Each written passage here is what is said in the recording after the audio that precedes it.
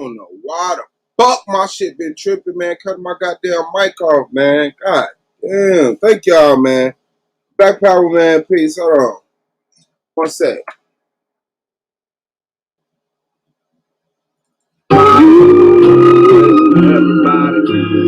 Everybody, I'm the only one that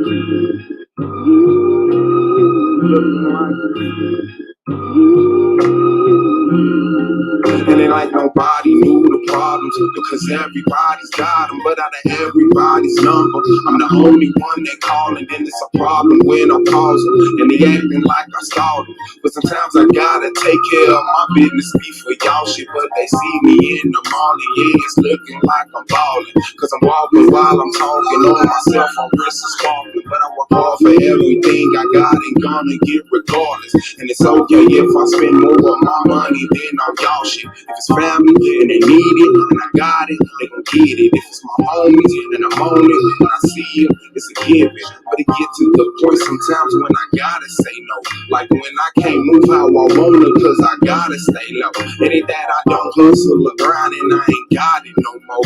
It's just the hustle and grind I got now. Sometimes it goes slow, so I gotta stack to make sure I got it for lady, you know. Just cause a nigga grew up broke don't mean I gotta stay broke. But it seems like everybody's calling on you. When it seems like the weight of the world around you's falling on you. When everybody's problem all revolve around you. But when you need somebody, only one around is you. When it seems like everybody's calling on you. When it seems like the weight of the world around you's falling on you.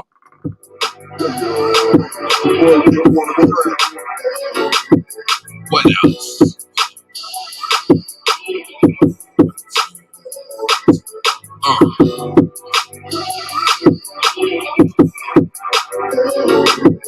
What else? It was all a dream.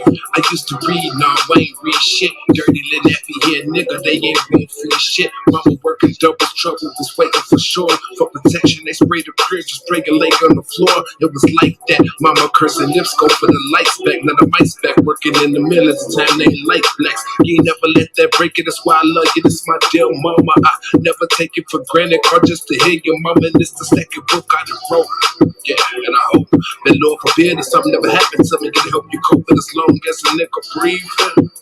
What else? It ain't the goal that I just set. Wanna see myself achieve it, and I ain't have to jump off the porch. It was only a few steps, and down no for that. It was Vice Lord when we rap. R.I.P. to Nano, we taught me to swim in that water. And now I'm about to purchase some land and name it after my daughter. It take a village to raise a child, don't it? What else? And it take a child to make you smile, don't it? Yeah, it take a village to raise a child, don't it? Yeah, and it take a child to make you smile, don't it? Look at the baby, 1980, so adorable. Make him a pallet, man, the crib just ain't affordable. Conditions horrible, I could have been a graduate. I can imagine it, it's like I went through mental havoc. I take it, how bad it get. Follow me to 2003, a ghetto broke MC. Puffin' past and swishing sweets, tough throughout these streets. You're under the rain to Gary Rad, homie. I got some homies that's jealous, some that died on me. But at least they tried, homie. Everything my daddy loved, man, it was doable.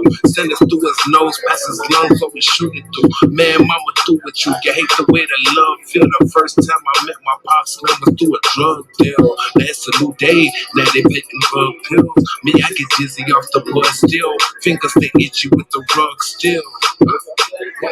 And I've been looking for some love still. Nigga, take a village to raise a child, don't. What else? And it take a child to make you smile, don't. Yeah. It take a village to raise a child, don't it? Yeah. And it take a child to make you smile, don't it?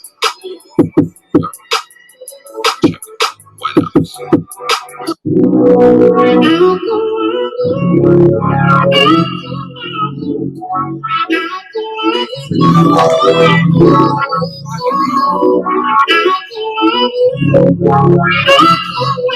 Do it this way. She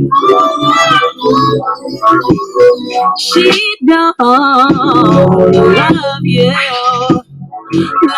you like the way that she says that she does. She's pretending she don't wanna mess with your love, and I want you, need you, wanna hold you, caress you. So trust me with your heart, 'cause baby my love goes on and on.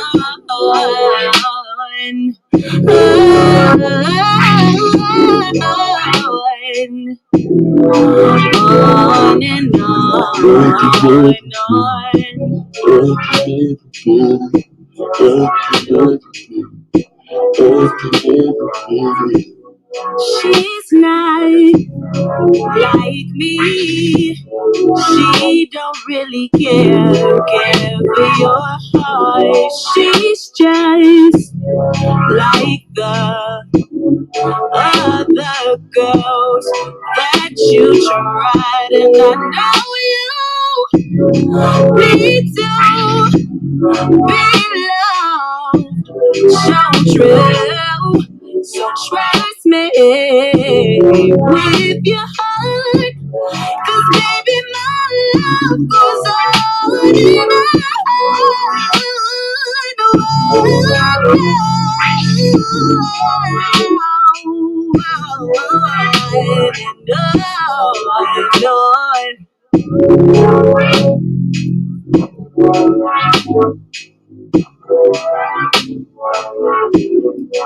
I can love you, I can love you, I can love you better than she can. I can love you, I can love you, I can love you better than she can.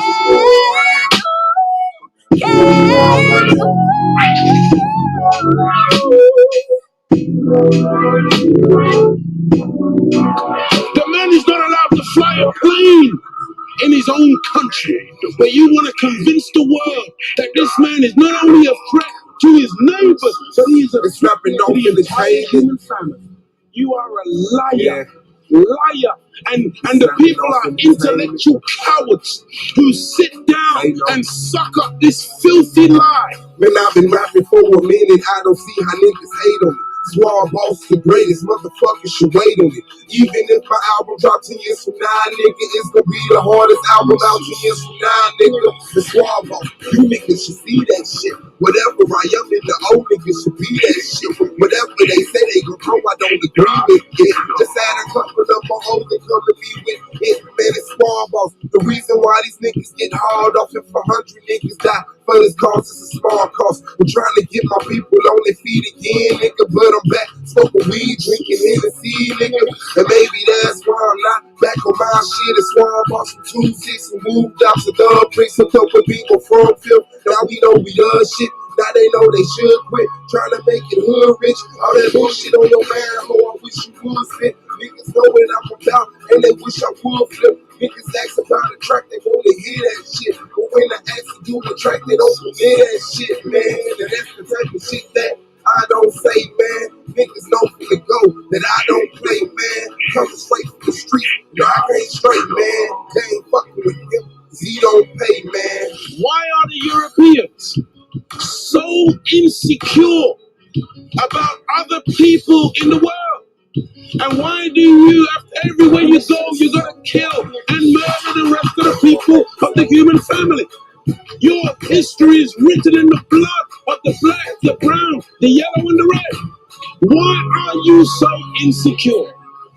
Do you know what brings about insecurity? What brings about insecurity is when you have a false concept of yourself. And the false concept of self is white supremacy. They believe that they are better because they are white. And as a result, see, when a man has that kind of silly mentality, Hitler had the silly mentality that the white man, the Aryan, is superior. So then at the Olympics, Jesse Owens kicks up all the Aryans. Hitler is outraged. He's angry. That's very simplistic. Yeah. Well, you need it to be simplistic. You need it to be extra simplistic. You see, they can't even take the reality. I know they can't. They can't handle. Look. When you take a brick, and you hurl the brick among a pack of dogs, only the dog who gets hit yelps. Think about it.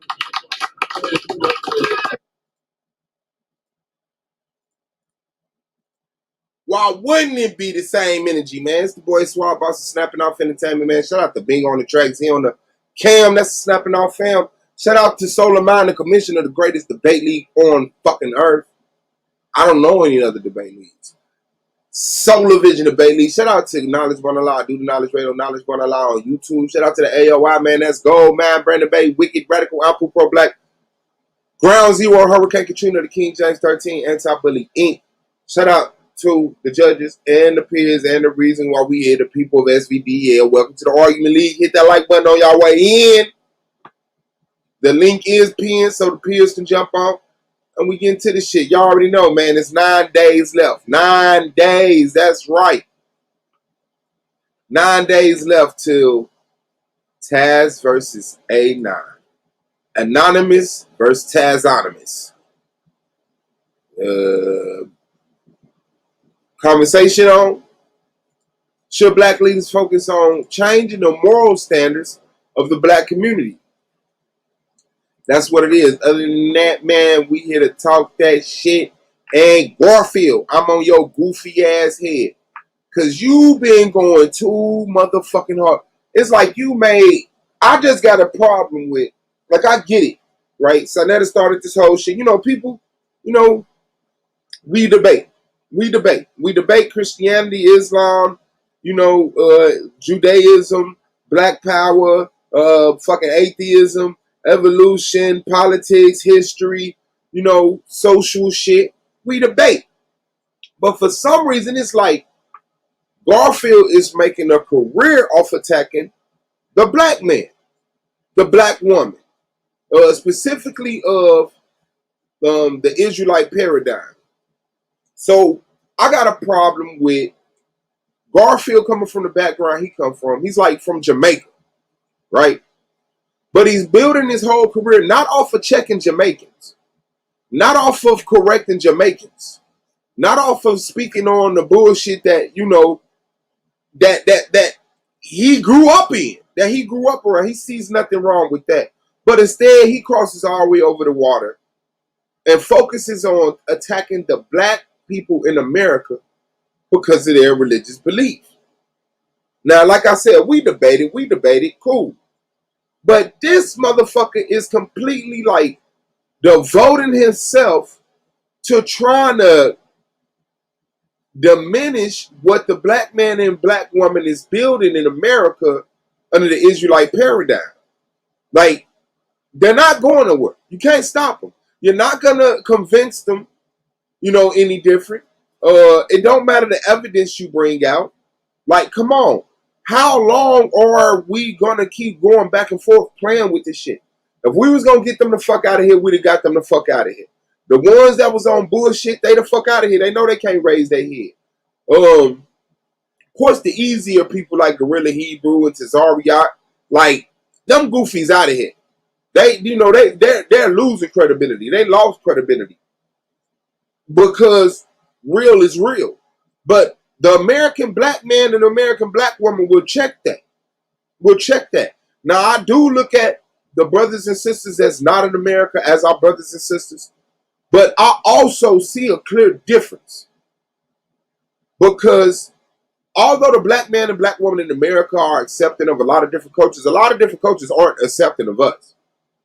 And it's hit or miss with Jamaicans, within the comfort zone, yeah, they fuck with you, but real talk, they don't have no respect for the black man and the black woman in America. The respect there is a battle for, because a lot of the times they like to talk shit, talk bad, and talk down on us. You know what I'm saying? And so here is just another instance of Garfield coming over here, one, playing on our ignorance, trying to sell us $1,000, $100,000 fucking credit cards and $1 million life insurance policies and making books and writing books and this, that, and the other. And it's all aimed and pointed toward the black man and black woman in America. So it's like you come over here, try to make money off of us, and then kick us in the nuts about our religious beliefs at the same time. Like when does it end? When do you stop and stop hating and start supporting? At what point do you say, you know what, black man, black woman, I don't believe in this stuff, but I'm clearly not your enemy. I'm not in the way. Garfield, you starting to look like an enemy, my nigga. You starting to look like an enemy, my nigga. I don't give a fuck. I love my people. And when I see somebody hate Christians, hate Israelites, hate Muslims, and hate atheists more than they love their people, meaning if they people are atheists, a Christian, a Muslim, or Israelite, they don't fuck with them simply because of that. Simply because of that. Oh, you got a religious belief? Fuck you, you crazy, you stupid. I don't want you to come up. I don't want you to gain no monetary value. I don't want you to gain no legitimacy, no credibility. And these people are really trying to come together and establish some shit that helps the condition of the black man and the black woman. I don't give a fuck what they call it. I don't give a fuck what they call it. They ain't walking around here promoting child molestation and pedophilia, raping and stealing and all of that. Niggas is getting money legitimately and then building. You cannot get in the way of that. Because motherfuckers give credit to Yahweh, or Yahweh, or Yasharala, or Jesus. I don't care. But if black people are coming together under the flag of the Israelite, God damn it, who are you to stop them? Why are you standing in the way? Why are you having 24-hour streams, writing books, trying to diminish that? You don't got no crackers on your radar. None. None. The motherfucking Jews, the cracker Jews over there putting the black Jews out, you don't give a fuck. Is you mad at them? Is you mad at them, or you feel like them black people deserve to get put out? Like, where's your loyalty at? What is you moving for? So I see it's all about money. It's all about money and views. And of course, banging on the Israelites is the easiest thing to do on fucking YouTube because so many people have been trained to feel a certain way about them. And they're the easier people to attack because it's a lot of, they don't really got no defense. They really don't got no defense. Boom. What do they do, though? Gold, Mizzle, Winner, Bizzle. What's good, big bro? Mother, father, child. Y'all already know. You muted on this end, bro. Oh, my bad. Gold Man in the building, man. Y'all already know what it is. Mother, father, child, man. Make sure y'all subscribe to Gold Man TV.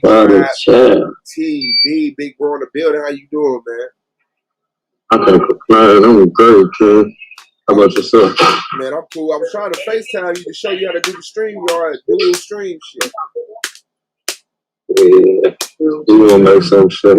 Slow motion. For sure. For sure. Doing all right? So, yeah, I definitely need that conversation started. Let me put my mic in.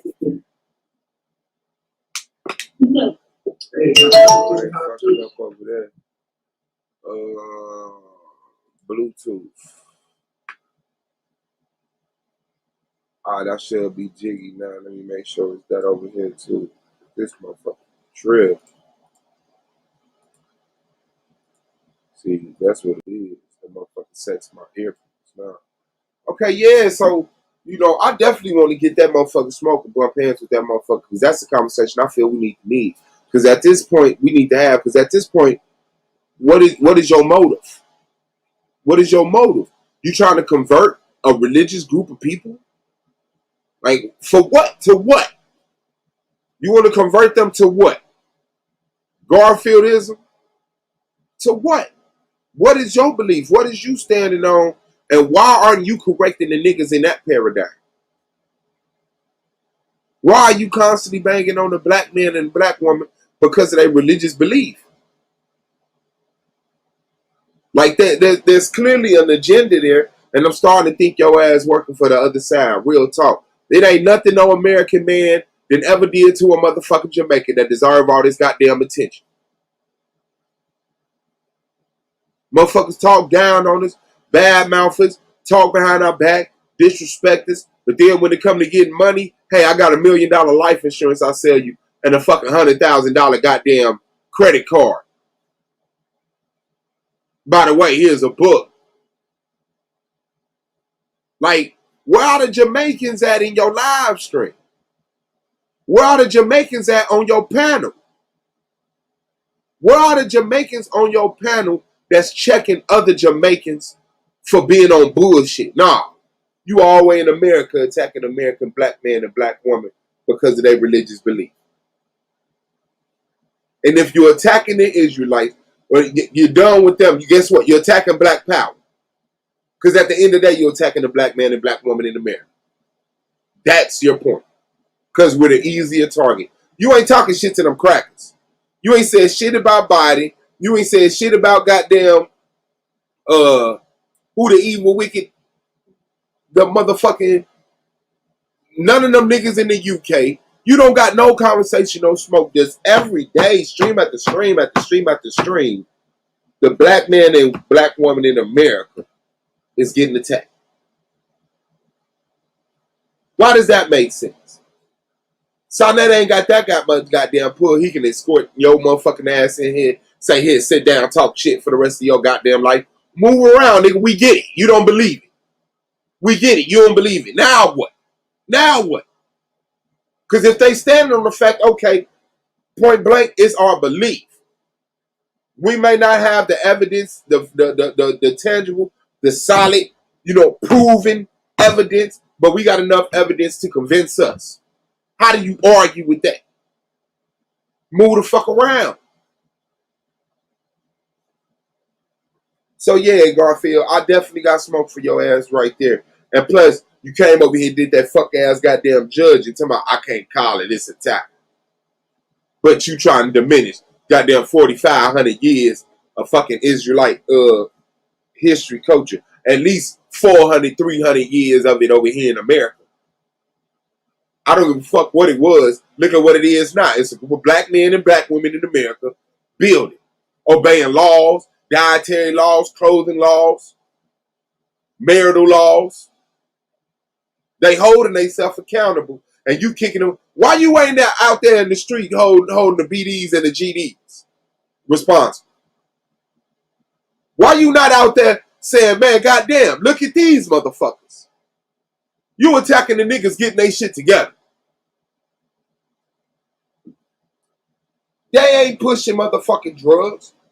They not around this motherfucker pushing, cheating on their girl. All the motherfuckers I get over here, if they players, they keep that shit low. Don't nobody be over here lying, constantly trying to manipulate motherfuckers. So who you attacking? What you getting at them for or what for? Because the problem you got ain't, I got a problem with them. But the problem I got ain't even a problem you got. You don't give a fuck about the whole connection to the bullshit that keeps us.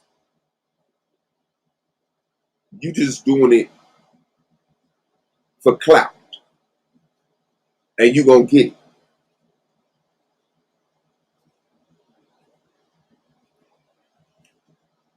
Like ain't no liars in Jamaica. Like ain't no bullshitters in Jamaica. Stream after stream, day after day, week after week, month after month, how many years are you into attacking the black man and the black woman? That shit is retarded. But it's okay. I don't know what it's going to be, but it's going to be a debate about that shit. Or we could just have a conversation and you could chill your ass out. For real. For real. We already over here kicking ourselves in the nuts. Polite kicking us in the nuts. Goddamn Sarnetti kicking us in the nuts. I'm kicking us in the nuts. And then we got motherfuckers coming in. Oh, yeah, yard boy. Let me sit down. Nah, nigga, you ain't got no Jamaicans over there to check. I can find some for you.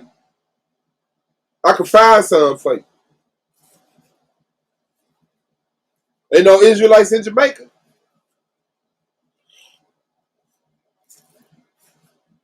Like, damn, that shit look crazy to me. That shit look crazy to me. I already came through trying to sell a black credit card. A black card. $10,000 put down or some shit like that. $2,000, some goofy ass shit. You gotta pay it all up front. Oh yeah, it's so much a month, but you gotta pay 12 months up front.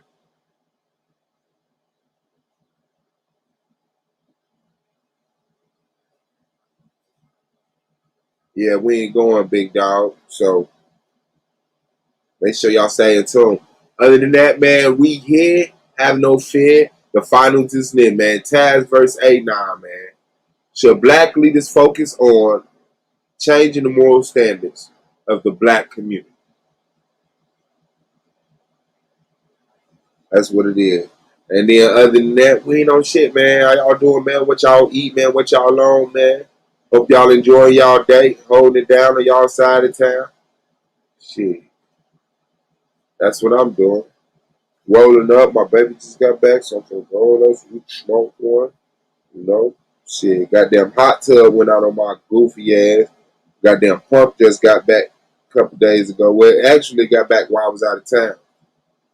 I actually got back while I was out of town. And when I got back in from out of town, I ain't feel like putting the motherfucker on. I put it on so the hot tub's up and running, so I'm going to enjoy that motherfucker. And other than that, man. Turn us, Rod. What we trying to turn down, nigga? Turn down for what? Post it up. There, yeah. No, I got it. Man, that's what I got to that purpose, man. Yeah, I ordered. That's that shit. I ordered that Blue Magic from Inky. Oh, you got some? Yeah, it's on its way now. Shit. Okay, I heard that. Yeah, that's what's up. You gonna have that bounce back in your walk back. Hey, see if I come right. Shit, I called my homeboy coming in. He over here bouncing around and shit. I'm like, you got you some more CMOS, ain't you? Like, how you know? I can tell. What's up with it, Kate? You doing all right? I'm great, bro. Thanks for asking. What's up? Yeah. You see how it's a lifestyle telling us, well, we really like this every day. Hey, man, don't get it confused, every day, bro. Don't get it confused. Let us identify us. Don't try to identify us. Let us identify us. Let us put a term on us. Man, my nigga just walked into me talking about, you a king, but you know you a god, right? And then I bust out in that Kanye, what's a god to a non-believer? Who don't believe in anything. You heard that new Pop Smoke shit? Man, yeah, but I was over there grooving on that pop. Pop make you think you can salsa and shit. I be trying to do gangster salsa and shit. I got a gangster walk mixed with the salsa for the ass. So that's when that Pop Smoke come on, you talking about the coupe? I don't know what the fuck the coupe is. I'm talking about. I know we got. That's the most Kanye recent song that dropped. Oh, I ain't listened to all them when he had all them features. I just listened to the one just him. I mean, I fuck with it, but he just had an album like that, and that was the one that 50, I think, co-produced or executive produced. But I want to say that song he just put out with this called Coop. He the only one on there, so it felt more. You know what I'm saying? It felt more Pop Smoke original to me. So. And then I had just seen an interview where he was like, man, you don't see me on the song with a whole bunch of niggas. I don't fuck with these niggas. You ain't seen that interview, have you? I really didn't fuck with the boy.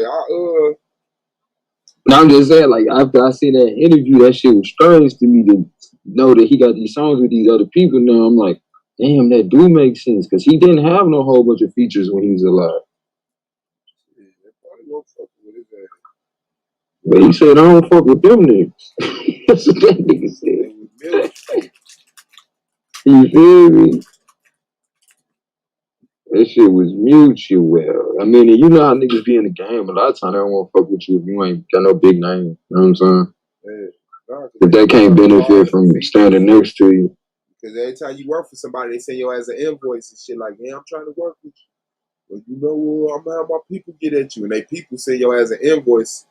You know what I'm saying? A contract and shit. Yeah, we need this much. Like, damn, nigga, I'm not finna pay you for no feature. You goofy motherfucker. Like, nigga, I was trying to vibe with a nigga. Thought he was a fellow artist, man. Yeah, nigga, somebody, what's your budget? What's my budget? Alright.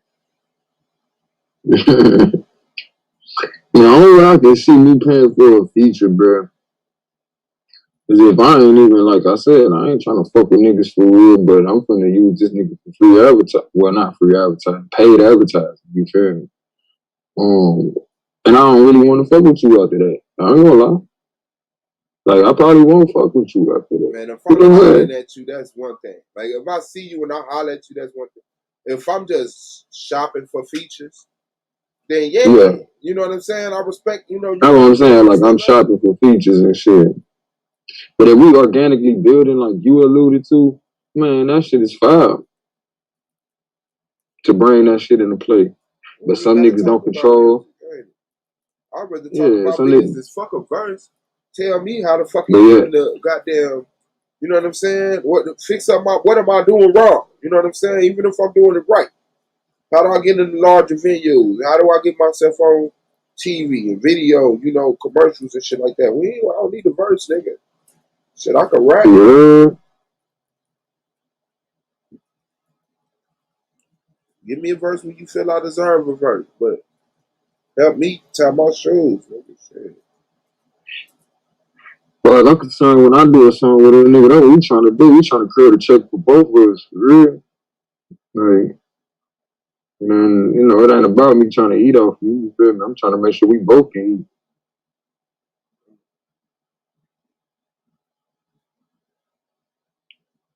Trying to make sure we both can eat. Cause all that other shit, that shit that make you not fuck with a nigga in the long run. Cash, you think I be playing? You know. Your nigga know you be playing. Little nugget head ass dog. Your nigga know you be playing. Boy, shit.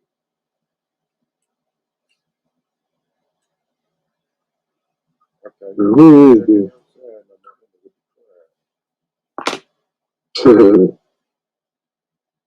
Man, bro, niggas is really trying my gangster right now. No, I'm just saying. Life has a way of, you know what I'm saying, making you come, what's the word? Making you come out your comfort zone as well as come of age type shit. You know, recently I did a video talking about what have I manifested. And that video gonna have to have like a part 1000, you know what I'm talking about? Because I showed I manifested another situation. I wouldn't say I intentionally like, oh, this is what I wanted to happen, but by way of me not paying attention to the power of words and thought, I manifested another situation to where I always wanted to redeem the way things go with the men in my family. Like my father was separated from his father, and subsequently, like his father separated from his father. You know what I'm saying? On his own type of shit. Like, you know, at 14, that nigga went out to the world. Like, felt like his daddy ain't know what the fuck was going on type of shit. So basically, what I'm trying to say, with my child, I wanted to basically redeem my lineage and, you know, actually be there. Well, not actually be there, but be there with my child hands on, you know, the majority of his life. So recently, I was given an opportunity twice, but the person never, you know, actually followed through. You know what I'm saying? Just kept saying the shit, but never followed through with the shit. You know how motherfuckers try to give a motherfucker their child if you don't want the child, but if you want the child, nigga ain't gonna give you the child. So really, motherfucker really don't want to, you know what I'm saying? But try to call your bluff. Long story short, my son was going through some shit. You know, when he hit 2, you know, his mom was just like, he just whiny all the time, you feel me? And Mind you, we later found out that it was a serious problem going on. You know what I mean? But long story short, just to show you how people just skim over shit. She was the whole time trying to get rid of my son, talking about he tried to come stay with you because he keep whining all the time. So I told her, okay, you know me, okay, shit, whatever it takes. You say about the send him. You know what I'm saying? I'm trying to hear up and say, yeah, before you change your mind, type shit. Long story short, she never come through with it, you know. Then his bowels started acting up. You know, we started noticing something going on with him not going to the pot and shit. So now again, she say he had to come stay with you, you know, and I even like, cause she was complaining about how, you know, she had to make all these changes or whatever, and I'm like, honestly speaking, you just let him come stay with me. My lifestyle is already like that. You know what I mean? He don't have to sit there and watch other people eat shit that he can't, and you know what I mean, feel ostracized basically. And I'm like, he's so young now, it's nothing to set him up in the way that he, you know, he should go anyway. He don't got all them extra hang-ups. So again, she never follows through, you know what I'm saying? I go out of town for my family reunion. All the time I'm there, like before I even left, I had an unction like, dang, I should have took my son with me. Then I go through the plane lines or whatever, and they telling me like, yeah, you know, when I got these signs up, shit, just say like kids ride for free under a certain age and shit. I'm like, damn, you know, it really hit me then. I'm like, I should have took my nigga with me. Nigga, why the next day she take my son to the hospital, bro? Not my nigga over here having a seizure, killing over, none of that shit. She took her to the hospital because that's what she felt like was good. And you know where I stand on that type of shit. Like, it's one thing to use their machines, you know what I'm saying, figure out a diagnostic so you know the target area, but all that, you need a proper diagnosis and keep on getting poked and prodded at. That's that bullshit, man. That's that fuck shit. Because first of all, they're gonna sit there and tell you they running tests, but guess what? Each person is different. So you testing for what? Because you're going to see something different than what you seen in the last patient. And if you try to make a correlation, you're going to fuck around and misdiagnose. Because each diagnosis has a name based on where the information is placed in the body.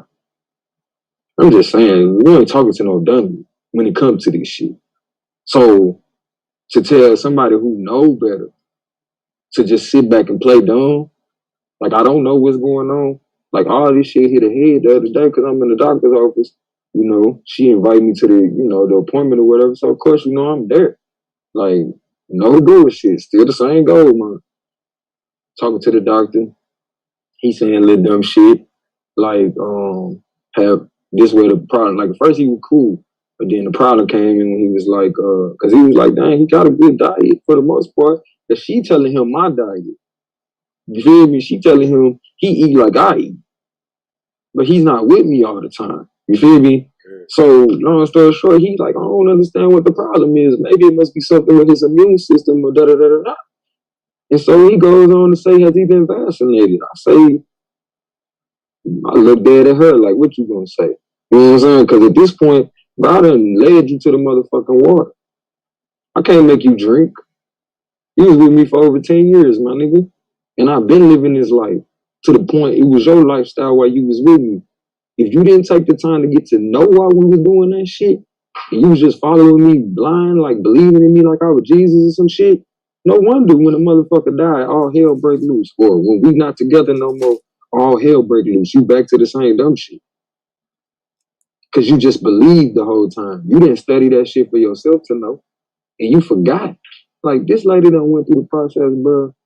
She was like, you know, living the healthy lifestyle, feeling so good, having a lot of changes within her health that she never thought was possible. All this shit, right? So much so that, you know, she felt like she could show other people. And she did. You know, she went to her cousin's house. You know what I mean? Her cousin was having stomach issues and shit. And she was like, man, bro, I ain't saying I ain't like I'm no doctor. You know what I'm saying? But because of her belief in the information she was getting, you feel me? She was just dropping it on her cousin. Like, look, bro, that shit is everything I was just telling you about information. You feel me? And the doctor see the information, basically. On top of that, because I had her watching some of that shit. You feel me? But I'm saying all that to say, like, she was confident enough in that moment to be able to tell her cousin. Now she don't remember to tell herself. See, some people, it's so easy. It's so easy for you to try to fix somebody else's problems. But when you lack that confidence yourself, that shit, boy, that shit is heartbreaking. Because can't nobody else do that for you. And furthermore, you starting to look like them Caucasian women that used to be taking their kids in the hospital just to get attention and shit. When you know better, like you know better than to be doing that shit. You know it's not that doctor's responsibility to do what's best for your kid. It's his responsibility to do what's best for his kid. So that might require expensive surgery, all kind of shit. The works, you feel me? So his kids got it. But it's your responsibility to know what's best for your kid, so you can tell that even if you want to use a doctor, if you want to go the medical route, even if you want to do that shit, you feel me? Then you should be able to tell them what you need done. Just like when you go to the mechanic, you don't let that motherfucker tell you shit if you know what need to be going on. Because that nigga had you redo your whole car and that shit ain't even gonna get done. He gonna tweak a few things in one area and tell you he redid your whole car. You feel me? If you dumb enough to believe it and pay it. But yet it's still, like I said, I keep on getting opposition from this lady as though like I'm the fucking op. Anything I say is met with combative conversation, which I don't have no problem with it. I'm about that. Like I come on here, this is what we do. You feel me? Combat my information so I can get stronger in it. You feel me? But when it gets to the point that she can't combat it and she know what I'm saying makes the most sense, she gets frustrated and immediately starts to ignore me. You know how people say, when you ain't with a motherfucker no more, everything you say is trash. You feel me? Everything you say is trash. They not even really hearing you. But this is the problem. You're doing this at the expense of your child, though, my nigga. I'm not even talking about fucking with you. You know how bad moms be like, you start talking to me about the kid, then I'll talk to you, right? Nigga, we talking about my kid. Ain't no innuendos, ain't no in-between conversation, none of that shit, my nigga. She even tried to send a whole text thread to my little friend, you feel me? It's like, my friend was like, what the fuck is this? She's like, why is she sending me this? Like, as far as I'm concerned, nigga, you can go out the door and fuck whoever. Like, we friends.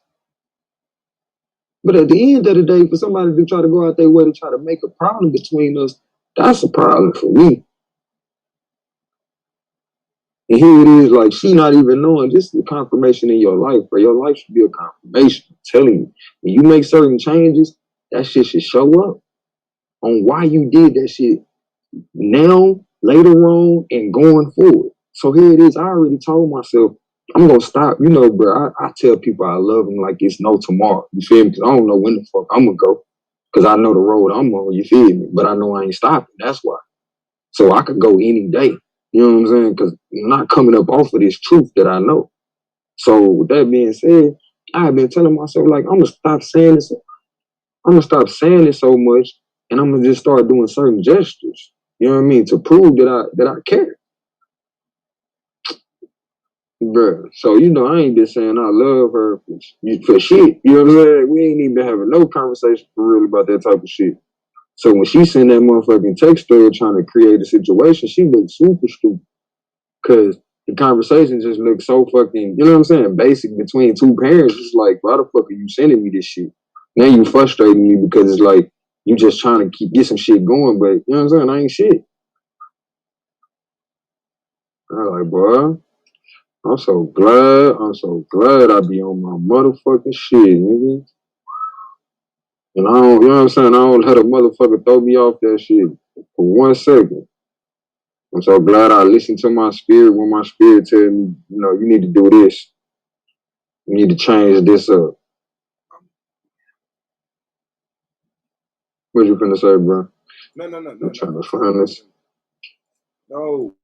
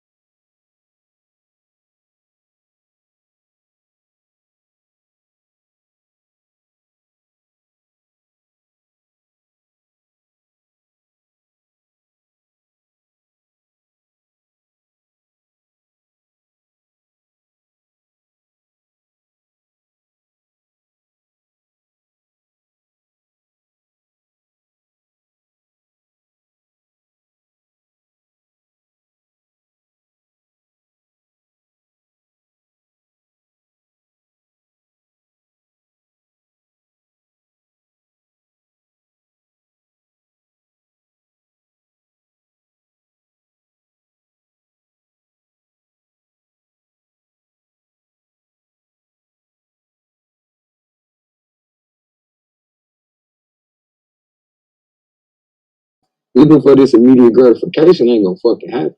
And that's why you keep on having to go back to the doctor, because you've been doing what the fuck you want to do for so long, to the point now you got a problem that you can't prolong no more. So now we need a quick fix or a last ditch effort. But even that shit'll cost you your motherfucking life. Like, could cost you your motherfucking life. And you should just be living this life of constantly maintaining your health, your food being your medicine. Then you don't gotta take all this crazy ass medicine.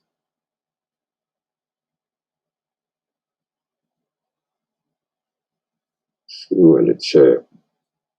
But just a little feedback from the lifestyle. Cause it don't, life don't just get easy because you doing what's best for yourself. A lot of times, shit, once you start doing what's best for yourself, you start attracting other people who not. And then you gotta stay steadfast in what you know to be right.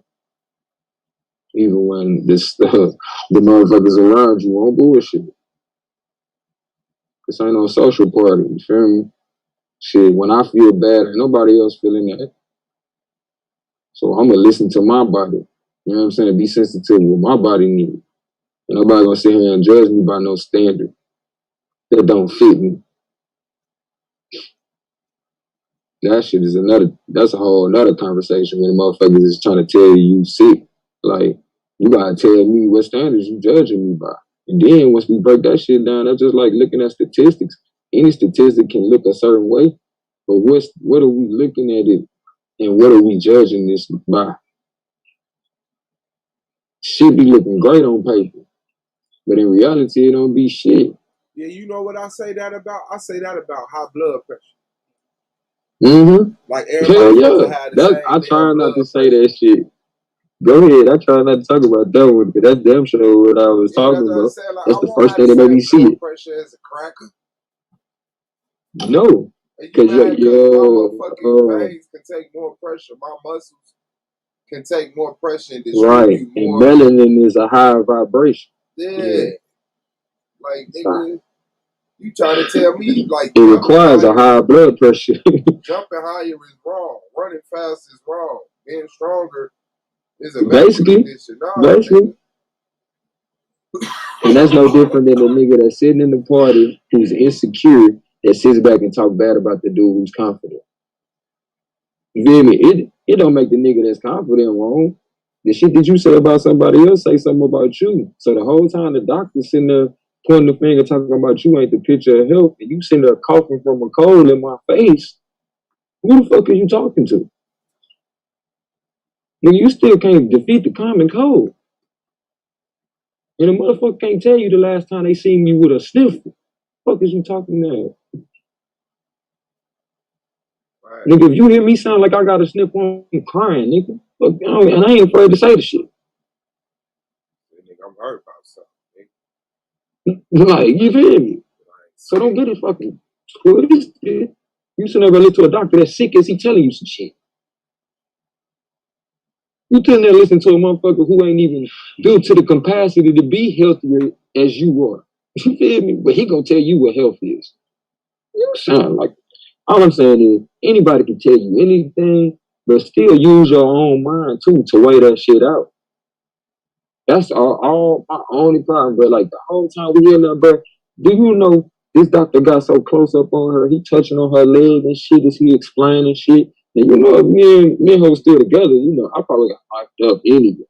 But I'm glad we wasn't together because it allowed for me to step back and see this whole picture. You feel me? Because even when I addressed the doctor and put him in his place, like when he started talking about the vaccines and shit, I'm like, look, I'm gonna put it to you like that. I'm gonna nip it in the bud because you shouldn't have been talking about the people who came out with information was proven to be false, the people that spoke against vaccines or whatever. I said, look, if anybody can make it make sense to me, I'm willing to do what's best for my child. Motherfucker commissioning he said, the solar mine in the building. Guess what? What's up, Solar? Guess what the doctor say, bro? I say I'm willing to do what's best for my child. Oh, I respectfully and I appreciate what you said. He goes forward talking about something else. He didn't have nothing to combat that shit. But guess what she heard though? She heard oh, you didn't have nothing to combat when he said that shit was false. I said, that nigga didn't have nothing to prove or substantiate how vaccines work. That's all I asked for. Tell me how that shit worked. And if that makes sense for my child, I'll do it. And then he said, well, so the only thing I'm trying to do is to advise. I said, it's a precautionary measurement, right? He's like, yeah, it's precautionary. I said, oh, so you saying like, just in case. Like, we don't need no just in case, my nigga. You see this? Like, we not no just in case people. You're not gonna give me some drugs just in case you get sick. But what about the side effects from the drugs? But she's so. Building, can you hear it? Yeah, I can hear y'all. Peace. What's good? What's up, Ken? She's so caught up in, trying to make sure she ignore what the fuck I'm saying, trying to treat me like that, to the point you feeding right into this cracker. I'm like, damn, you let this motherfucker get that close up on you, touch all on you, and then tell you what he's finna do going forward to treat your child. And you didn't even catch what he just said. He said, I'm finna do X. He said, I'm finna do X, Y, Z to treat him. Here it is. She told me the only reason why we going to the doctor so he can get the diagnostic machine. We're not gonna let him treat him. But she did not even catch this nigga just prescribed medicine. This motherfucker just made an appointment for some more treatment. Like, where do you wake the fuck up at? Other than you trying to make sure you don't let me know, oh yeah, I ain't fucking with you. You know what I'm saying? I just want to make sure anything you say, I ignore. But with this doctor, I'm going to believe it like he Jesus Christ. And I'm not even going to think for myself. Like, that shit, bro, that shit floored me, G. I'm like, ooh, I'm so glad we separated, because I probably would have, with us being in a relationship, I would have just been like, man, you know what, rather than argue with her, to keep my relationship good, hey, I can't eat, hey, son, you on your own. But I don't give a fuck at this point. Like, nigga, I don't got shit to lose. I'm not trying to get no pussy tonight. I'm trying to do what's right for my child. I don't give a fuck who it is. You know what I'm saying? Like, you don't have no bargaining chips here. She like, well, I just want to break from this conversation. I've been in the hospital. Nigga, you did that shit. You wait till I went out of town and took my child in that bitch. You feel me? Like, bro, you don't know how hot I am with this motherfucker. You know what I'm saying? To the point, it's like, bro, keep on playing with me, dude. Because I'm finna go forth and do what I know is best for my child. And you get in my way, bro, we gonna be in court. In so much fucking litigation. To the point, nigga, you ain't gonna be able to take that nigga to the hospital anyway. Got me fucked up. You feel me? Like, so you was an airhead in the beginning? I thought you was thinking for yourself then. Like, I tell anybody, bro, you hear me, do not trust what the fuck I say. Look that shit up yourself. And if you find out what I'm saying is true, know that I'm a truthful person. Because I'm telling you some shit for your betterment, not some shit that's going to better my pockets. Because I'll cut your arm off for $5,000 if it was for my pockets. Yeah, motherfuckers that had them people looking at your ass over shit like that too. Man, I'm trying to tell you, bro. How many white women done got in trouble for taking their kids to the hospital like that, bro? When here it is, 3 out of 4 illnesses is emotional induced. Come on, bro. So if you an emotional wreck and your children up under you all day and you mama, I wouldn't be surprised if your kids start, man, fuck out of here, my nigga. Quit playing with me. Quit playing with me. First of all, get yourself together and stop affecting the people who love you the most. That's what the fuck is going on. I knew my children was gonna have to deal with something. You feel me? And the good thing is, it's something that can be fixed. I'm not dealing with my son being overly aggressive. It's gonna be a testimony. The truth gonna stick out though. Man, I told that nigga when he first started getting sick, I said, bro, you gonna make it through this shit. And guess what? You gonna be able to teach people. Cause that's how your daddy got to this point. I ain't teaching motherfuckers shit I ain't have to go through. And constantly, you know what I'm saying, doing for myself. Shit. I ain't gonna give you no food I ain't gonna eat. Fuck that.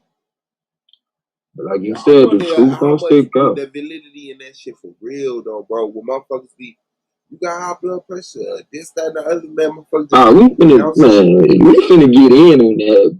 me and you finna go all the way in on that conversation because I don't have no intent other than to figure out where the fuck that shit came from. You feel me? You know, most motherfuckers go in with how many niggas be balding, bro. Like real talk. Come on, bro. Niggas do not bald at this goddamn rate. Niggas around this bitch bald, bro. I be like, man, damn, that's crazy. Niggas ain't even got the George Jefferson. Let me want the George Jefferson, nigga. We should make y'all see what the fuck real life like. All the bald head niggas just stop shaving they shit. Motherfuckers be like, damn, we sick. We sick that shit up, but real talk, what's doing that? Like real talk.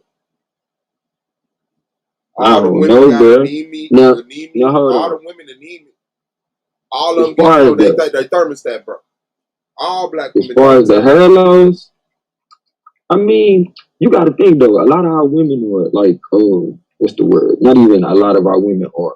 Society gears women in such a way, like it's like society gears men down a certain pathway, and it gears women down a certain pathway. You feel me? So one thing I noticed as a kid, mama has no self check, like, or she has no group around her to check her. You know what I'm saying? There's no higher authority, right?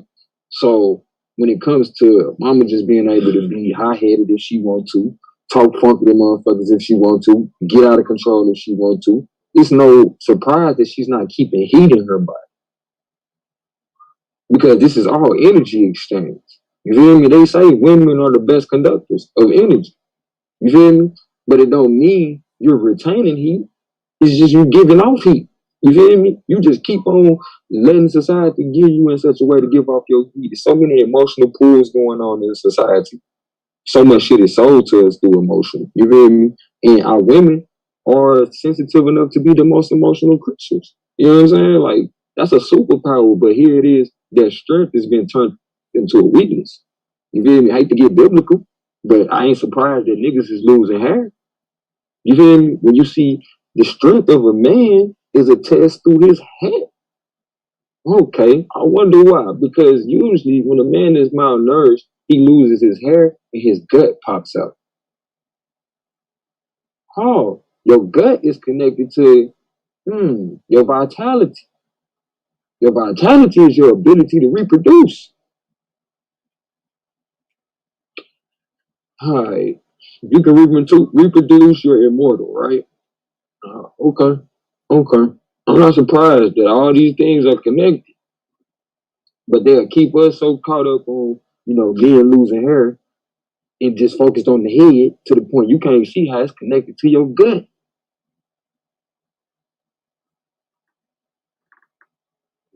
I just say we need a black institution, medical institution for real. I'm telling you, the blacks rehab on the way. It's on the way. We virtual right now, but we gonna try to get it. They act like we bogus for saying it's a difference in between them humans. In between whites and blacks, but you could do that in any other Asians, Mexicans, all that. You sure, when white people want to say we believe, you know what I'm saying? Like when it's conducive for white people to point out the differences between us, you feel me? They have their way of saying it, and niggas believe it. But we some of the most programmed people in society because we do not control how information comes to us. We do not control our community. You hear me? Well, our neighborhoods. You know what I'm saying? So therefore, we don't have a common unity. We don't. And like you said, that's why it's important. Man, bro, that's what I was saying to Shorty. I was like, look, I need the people around me to be feeding her the same information. I need to make sure to take her to a holistic doctor to get a second opinion so she can hear this same information because a lot of this shit is society based. If you're around a whole bunch of people that's been mailing it in and they believe in doctors more than they believe in their own ability to maintain thoughts. See, so many people think you got to have a high IQ to understand some shit. But I realize being able to manage your thoughts will allow for you to be able to figure out any fucking thing. Any fucking thing. So whenever you go in the room thinking somebody else smarter than you, guess what? They are. But in actuality, they not. It's just your vision is skewed and your perception is everything. So to you, they are. But anytime you do that shit, you just fuck yourself out of an experience. You're not there. I'll say, You know, I don't.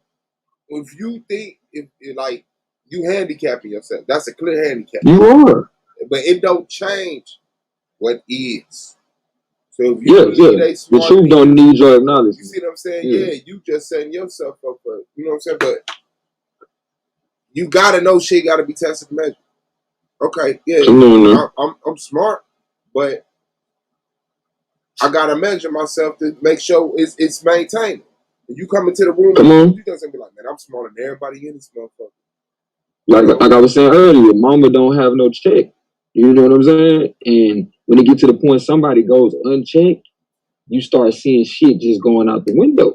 Man, they tell you the majority, the background I come from, the state set that accountability. Because if you get food stamps and you get Medicaid, like all you got to do is match state standards. Other than that, you don't give a fuck. You know what I'm saying? Like if you give a fuck about your parents, you know, you honor them. But when they cross the line, they got a line they can cross. You know what I'm saying? Right. It's just different. What holds the man accountable? Because I'm going to say it ain't jail.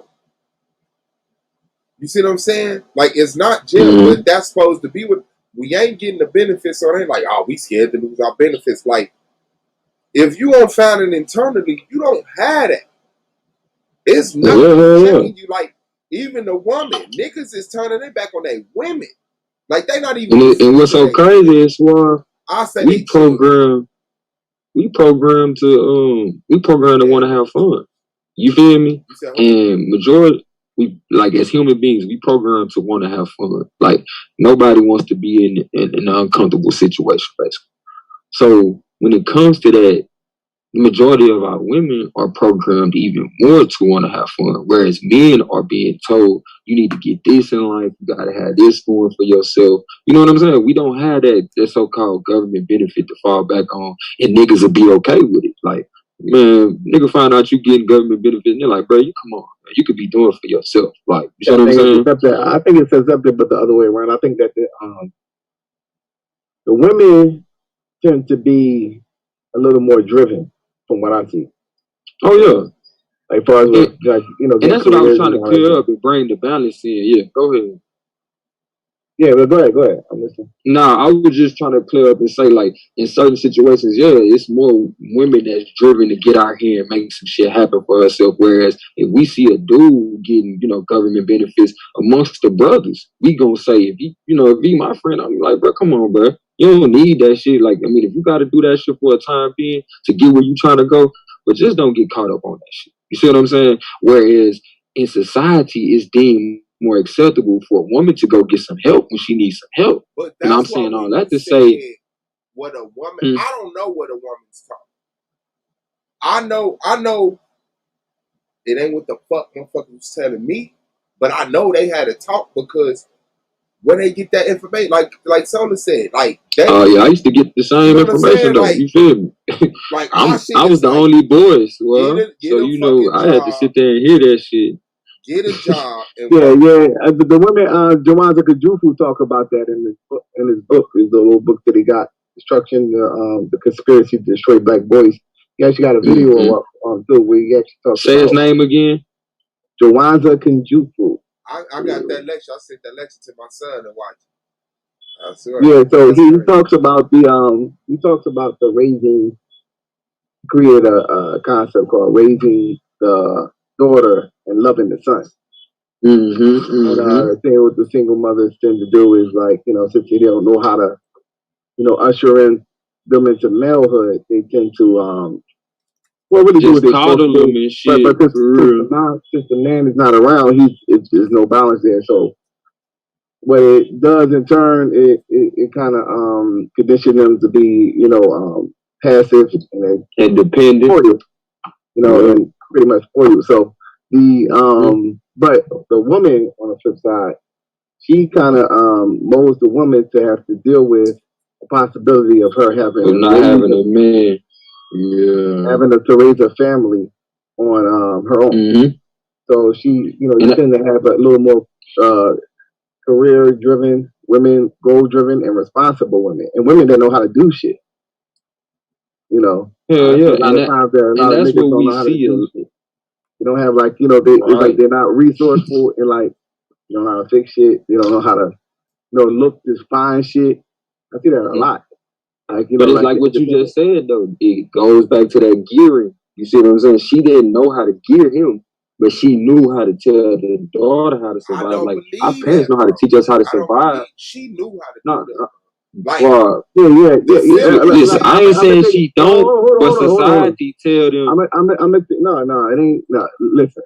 All right. So society does tell them, but okay. So me personally, you can't raise no man. No, but me personally, no, it's something more than that though. But me personally, I don't know if this is like across the board. Me personally, when I got a partial scholarship to go to Division III school, right, and I needed the financial aid to pay for the rest of the shit. Now my mom wouldn't fill out the financial aid, and she didn't do that for my brother either, but she did do that for my sister though. Right. So I don't know. Now I'm not saying, I'm just calling it what it is. What does that mean? I really don't know what that means. But that's what happened. And brother TJ had the same situation.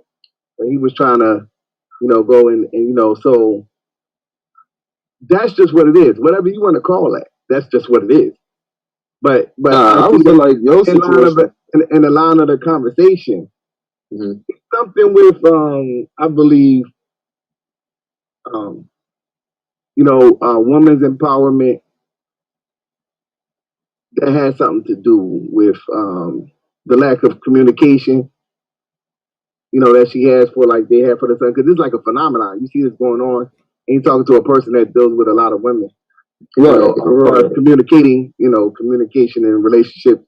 I deal with a lot of women, and I see the same thing being played out with the little boys pertaining to how they actually deal with them.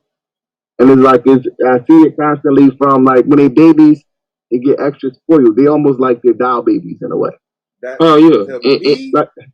They making them their boyfriend because they know they. That's been a conversation. I don't need no man. I got me one. You know what I'm saying? Yeah, and that extra. Yeah, you're right.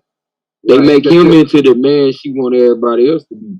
And I went through that shit with my mama.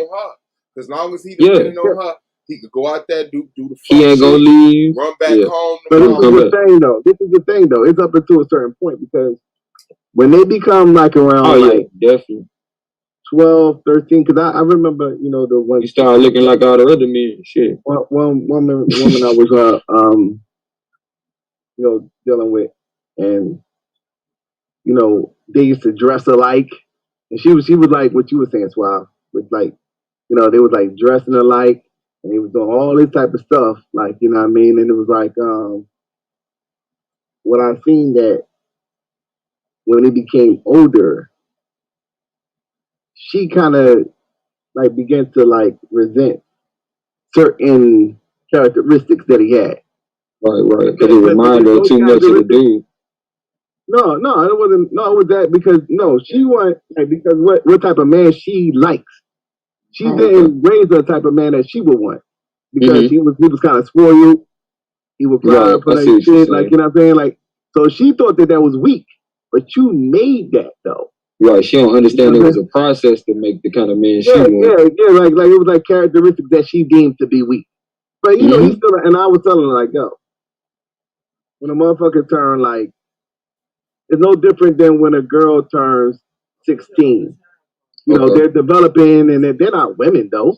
You ain't gonna hold them to women's standards. You can't he's still a boy. He just getting taller.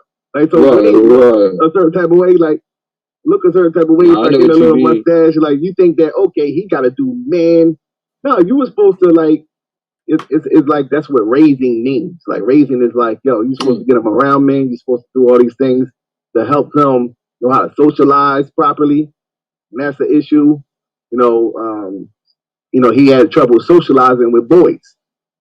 because he was around women all the time. So he would, in turn, isolate himself when it comes to being around his peers. Right, he would rather be around adults.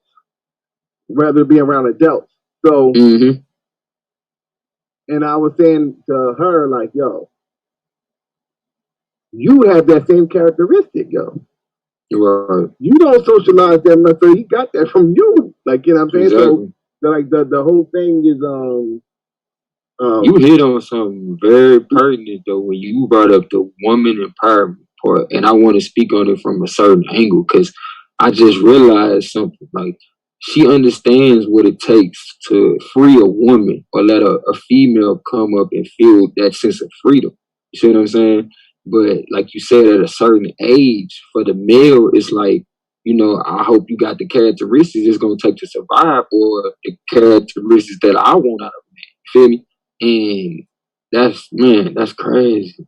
That's crazy, because we missing the whole process, like that it took to get that type of person. And like you said, when a little boy is basically just loved and not raised, you know what I'm saying, not allowed to experience certain things that's going to allow for him to mature, then you have these situations. Because for me, I know being the only boy and my mama having mostly girls, you feel me, it was always these conversations they was having that, you know, of course, I'm sitting right there, you feel me, she ain't changing the conversation because I'm sitting right there.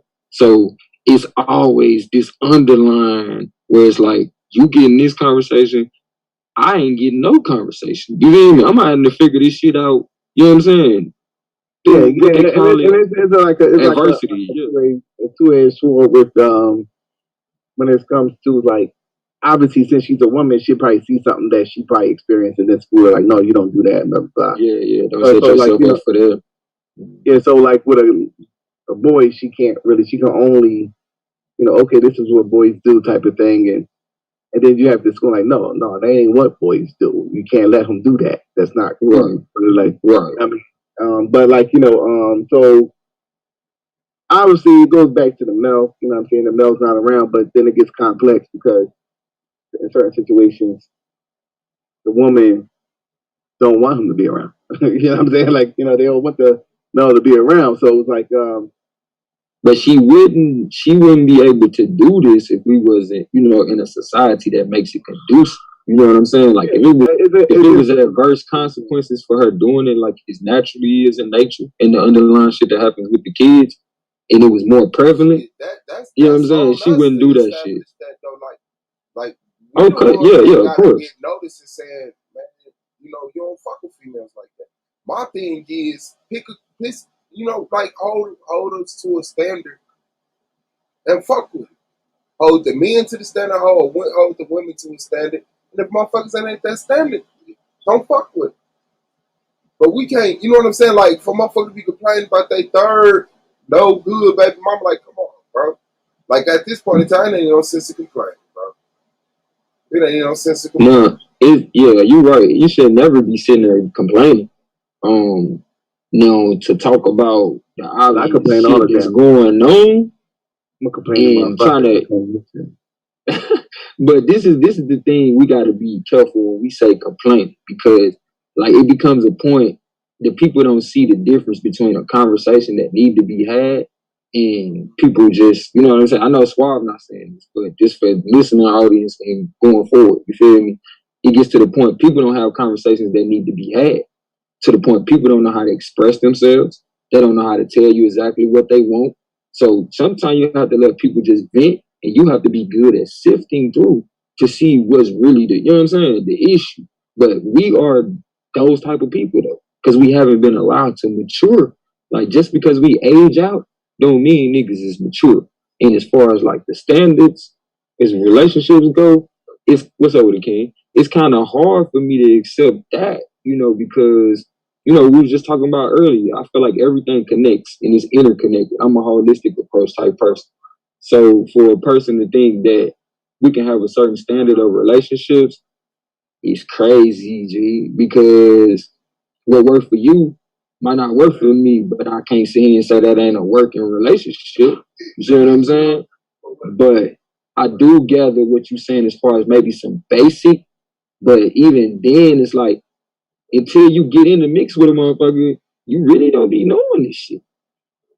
Like, until the person get into a situation where they have to show some integrity or not, you know what I'm saying? That's where we be at with these relationships. So I get it. Like, but like you said, niggas shouldn't be just sitting around complaining. To me, complaining is just talking about it, but not looking for no real solution.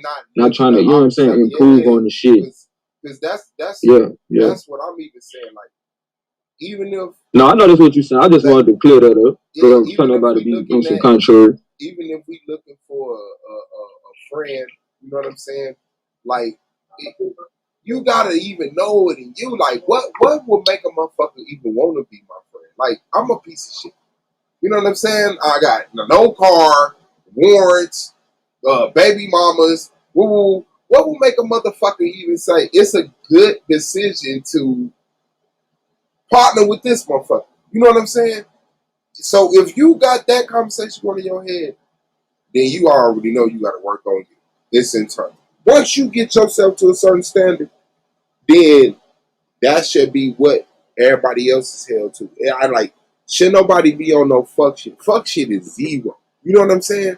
Like, fuck shit is zero. If you still doing fuck shit and you are doing fuck shit, I can't never say, well, that's him.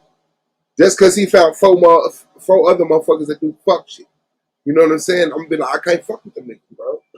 I cannot fuck with them niggas. And it's the same thing with a girl. That's how you got, like, if you look at it, like, first of all, man, you just got to look at how people treat their parents.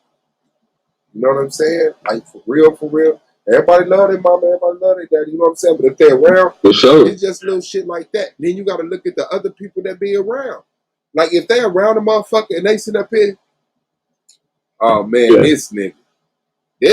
Yeah, that's one thing I picked up on instantly. A girl I was talking to, she called her mom by her first name. I was like, called her mom by her first name. Like, I'm like, that was like a red flag for me right there. I'm like, yo, something ain't right with that shit. Yeah, so it's like, yeah, definitely. You gotta watch out for and then her son, that they were crazy about her son, so that's his grandma. He would do the same thing since she was doing it. And he was calling, I'm like, who are you talking to? And then it was like, oh, because I called her mom. You know, they say, I'm like, who are you talking to? Because he kept on calling her name. I'm like, who's talking? And then it's like, yo, that's your grandma. You call her grandma. And then, I don't know, something. You don't call your grandma by her first name. You can call her grandma by her first name. That's just crazy, bro. And you know, so yeah, definitely. Man, I appreciate y'all for this conversation. We ain't sitting over here just complaining. You know, come on. And watch, like I said, watch the other people. They call what I be because I ain't a motherfucker that be like, you know, it's all in with me. Like I don't even be looking at other women. You know what I'm saying? They don't even get nothing. I'm strictly for the call. Like, you know what I'm saying? Like, so it's like, so I'm always in it. So when I'm in it like that, you know, I done seen it all, you know. And it's like, you know, I've seen it all. And I deal with it on a broader perspective. It's not, you know, it ain't even on a note like, you feel like a Kevin Samuels or, you know, that type of shit. Like, it's more so on the note like, trying to understand a phenomenon. Like it's like the communication is off. It's like I'm assessing. And it's like, you know, communication. Like we becoming two different type of individuals. You know what I mean? Like the black man and the black woman, we becoming different in a way. And it's from like how our upbringing is and how we socialize when we become adults. You know what I'm saying? And you can deal with it even like, you know, like a black professional male. He socializes a certain type of way. So does a black professional female, and then whatever trickles down socioeconomically from there, like it's like a different type of socialization. So I'm seeing this and I'm seeing that, well, since it's more black women actually they're more integrated than we are, as far as who they interact with on a daily basis, on average. You know, because their professions warranted that. So you see a different behavior coming as a result, and certain things is more accepted in mainstream society. Like it's almost accepted um, if a black female gets like an attitude at the job. You know what I'm saying? Because it's like a stereotype. It's almost like a stereotype. Oh, this is the angry black woman. So it's almost like if it's like a group of Chinese motherfuckers that come over here and tourists, they'll laugh because okay, yeah, we experienced the angry black woman. Okay, cool. That's kind of what they do with the Israelites. This is part of America. Yeah. Yeah. This is part of America. It's almost like a stereotype, a negative stereotype. So it's like, and then like the irresponsible ain't shit black man. That's like a stereotype. So like when you see that, oh yeah, he ain't shit, or he a broke ass nigga. You know what I'm saying? So you see any characteristics that resembles that, then okay, you can throw them into that. When shit is more complex when you meet a person and understand them personally. Like you'll look at a person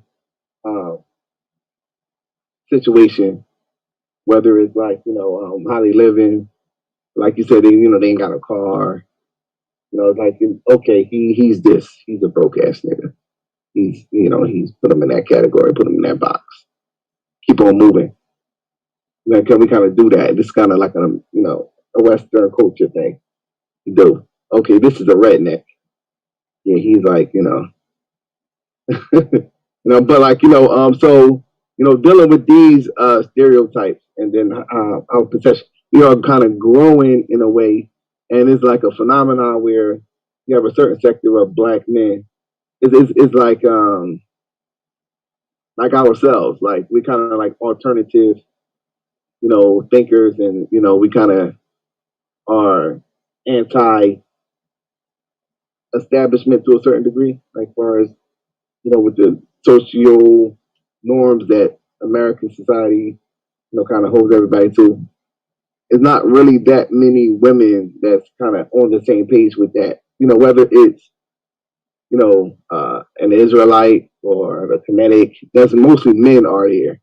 Mostly men are there, and that's just kind of like reflective of perspectives kind of shifting in a way, and that's what would be the purpose of the movie Something New, because it was like the only good man I could find is she said Hakeem or Kareem, and I ain't trying to be no Muslim, pretty much. So okay, the conscious dude is a good man, but I'm not trying to do that shit. Yeah. That's pretty much what that's saying. Yeah. The only good men out here is these conscious niggas.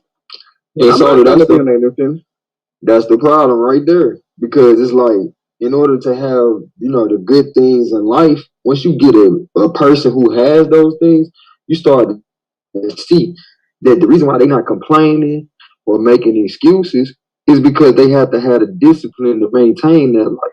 And so the problem comes where the motherfucker don't want to be disciplined with their lifestyle. So it's like, oh yeah, I don't want to be with Sharif because I know Sharif live a disciplined lifestyle. But I want the benefits though. Yeah, I want the benefits of having a good man, but I don't want to be a good woman. Like, come the fuck on. Yeah, that's why I do this is why Polite is so like popular, because like he comes off to be a conscious dude, but at the same time he's like he has that other side of going and overindulging in like certain benefits that Western culture has to offer. That's why he can have those many wives. That's why, because that's perfect for them. Okay, like oh yeah, he's conscious, but he'll let me do this. He'll let me, you know what I'm saying? He's very well spoken. But see that, but that's no different than the brother who out here buying pussy. Like, you know what I'm saying? Like that. Alright, so you got me saying shit I ain't mean to say. Go ahead, what you saying. But no, it's like but this is what I'm saying. Like, So I think that us trying to understand what exactly, and it's subjective, but it's like, because it's all predicated around an individual. You know what I'm saying? But overall, like, what exactly do we want? Like, what exactly do black men want? What exactly do black women want? Because we're going like this way, and then they're kind of going that way, but at the same time they want this, that, and then we're looking for this and this and that. So it has to be like a sort of common ground or understanding of, okay, at least I know that when I go into this, that this is what I'm expecting of this individual. You know what I'm saying? And it's like too though, so a lot of times it's the gender roles being played against each other. See, as a man being a protector, you know what I'm saying? You're gonna be looking at the things that's happening with your family from a protection type standpoint, right? So if you ever sitting over there talking to your woman about protection shit and she don't get it, that's why. Because it's not her job. Her job is to nurture. So when you get to talking about nurturing type shit and she all into it, you see why. Because that's you know what I'm saying? That's just our nature. Not to say women can't be protective, but it's not her first thought. You see what I'm saying? So when you keep on talking about we can't do that because, now our family up for grabs, she like, man, I'm just trying to have fun. But then it becomes a point where we got to compromise at that point. And you have to first look for understanding. You can't be sitting over here talking about he just trying to keep me from having fun because that's all you recognize that you want to have. It's some fun. Like, we are all wired to be comfortable in life. You know what I'm saying? We don't want to be uncomfortable. That's all we want to have fun mean. But at some point, you got to recognize you cannot have fun at the expense of yourself. It's one thing to be talking about, oh, man, I had fun yesterday. We was laughing so hard. But then it's another thing for us to realize, damn, we was having fun trying to make fun of somebody else. Like, it ain't what you saying that say something about somebody else. Like, the women seem to be more responsible, and then the niggas be trying to have too much fun. I don't believe that though, Sully, because what I'm starting to notice is women are portrayed in society as more responsible. So the government can get in that situation where it's like, oh, I'm going to give you this, I'm going to give you that. And don't get me wrong, there's sisters like we like to always bring up the worst amongst us to explain and shit. In certain situations, we always want to bring up the best sisters in society of being independent and doing things on their own. But even that is I agree with that point of society does incentivize their independent, and they paint the picture like they doing shit that they not. But because a lot of times when you get on the point that like they tend to be more responsible. But that's what I'm saying though, Salty, because a lot of time when you get to the meat of the conversation, say for instance, when you the man trying to handle business with this woman and you actively trying to do things that's best for the child, she the main person you got to fight with. So then you start to recognize, just like when you mature and you see your parents weren't paying their bills correctly, because now that you struggling and they don't understand, and they like, shoot, I pay half for this and pay half for that. You like, hold on, times done change. You can't be paying half for shit. You better pay that shit or it's gonna be off. You see what I'm saying? So it's no different in the situation where you see society incentivizing as well as promoting single women. It's no surprise when you see a woman looking good outside and then you go to her house and it's dirty as fuck. And this is not a shot, but we talking about what society has allowed for people to be. So even then, I'm not pointing the finger at you, lady. I'm just saying we both sitting in shit and acting like we don't smell it. I don't fuck around with them, bro. I don't know them. Like I seen them. Trust me, I've seen them. But but I just know it, bro. Like, you don't know who, Swab. The destroyers. I call them the destroyers. No, I'm talking about people that halfway take care of their business. People that look good on the outside, but once you get in and some shit happen, they act with no integrity. I'm talking about that specific woman, the woman with the dirty ass house, but got a bro, I ain't never been over that woman house and that shit dirty. So you ain't never been over a woman house and the shit was dirty, bro? Man, no, I said I don't know. I don't get to know them. I don't know them. I've seen them. And I've seen most niggas don't. Most niggas don't. But that's the point I'm trying to make though. they are more of a majority than you think they are, Swab. And the women that you have been allowed to select are not the majority. So those are who we got to talk about when we having a general conversation. Yeah, that's we cannot talk as though every woman is like our mom or the women we've been allowed to be with. That's what I'm saying. I already came to the conclusion we the minority. You know what I'm saying? Yeah. It's like, shit. You see and that's how you keep your sanity, though. What Swab is saying, that's how you keep your sanity. Like, it's almost true, though. No, I mean, no, in terms of how to operate, like they're like, I avoid situations like with the stereotypes. It's like, you know, for one example, I give an example. A couple of weeks ago, I'm here at work. I'm at work, and so my job is to put up displays at different stores.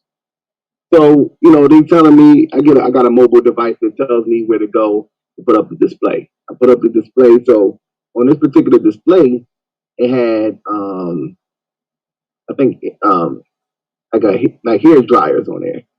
It's not supposed to be up there, and that's normal. They'll put something on a place that I guess that was a free space, so they just threw it up there. They ain't supposed to be up there. So I take it off. I put something into the cart, and I put the actual display up.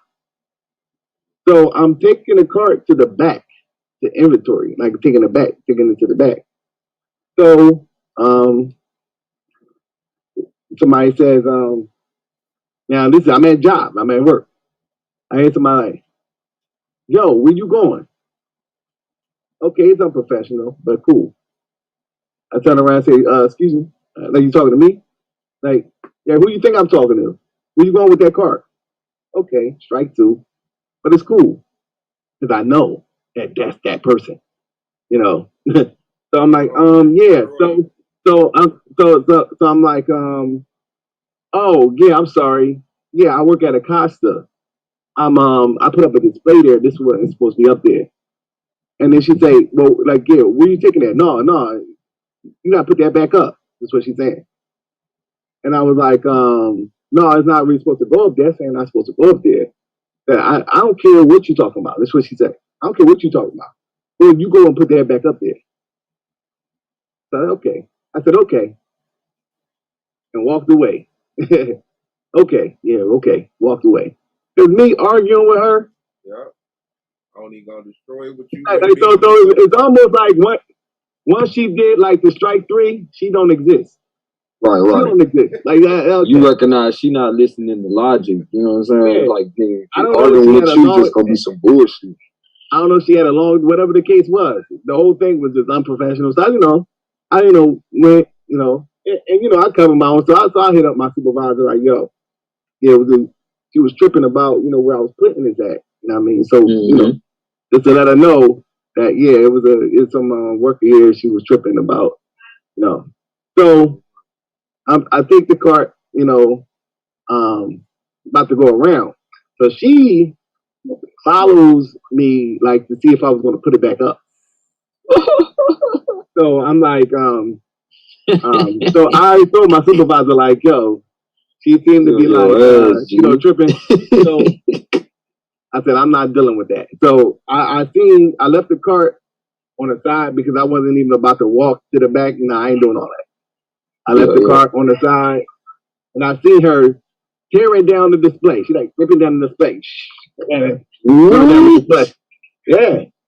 And I just walked away and shit. Like, you know, I took a picture. I took the picture of the display already. Whatever she do after that is on her, you know. Now, I'm at work now. That display is backed up. It's back up, right?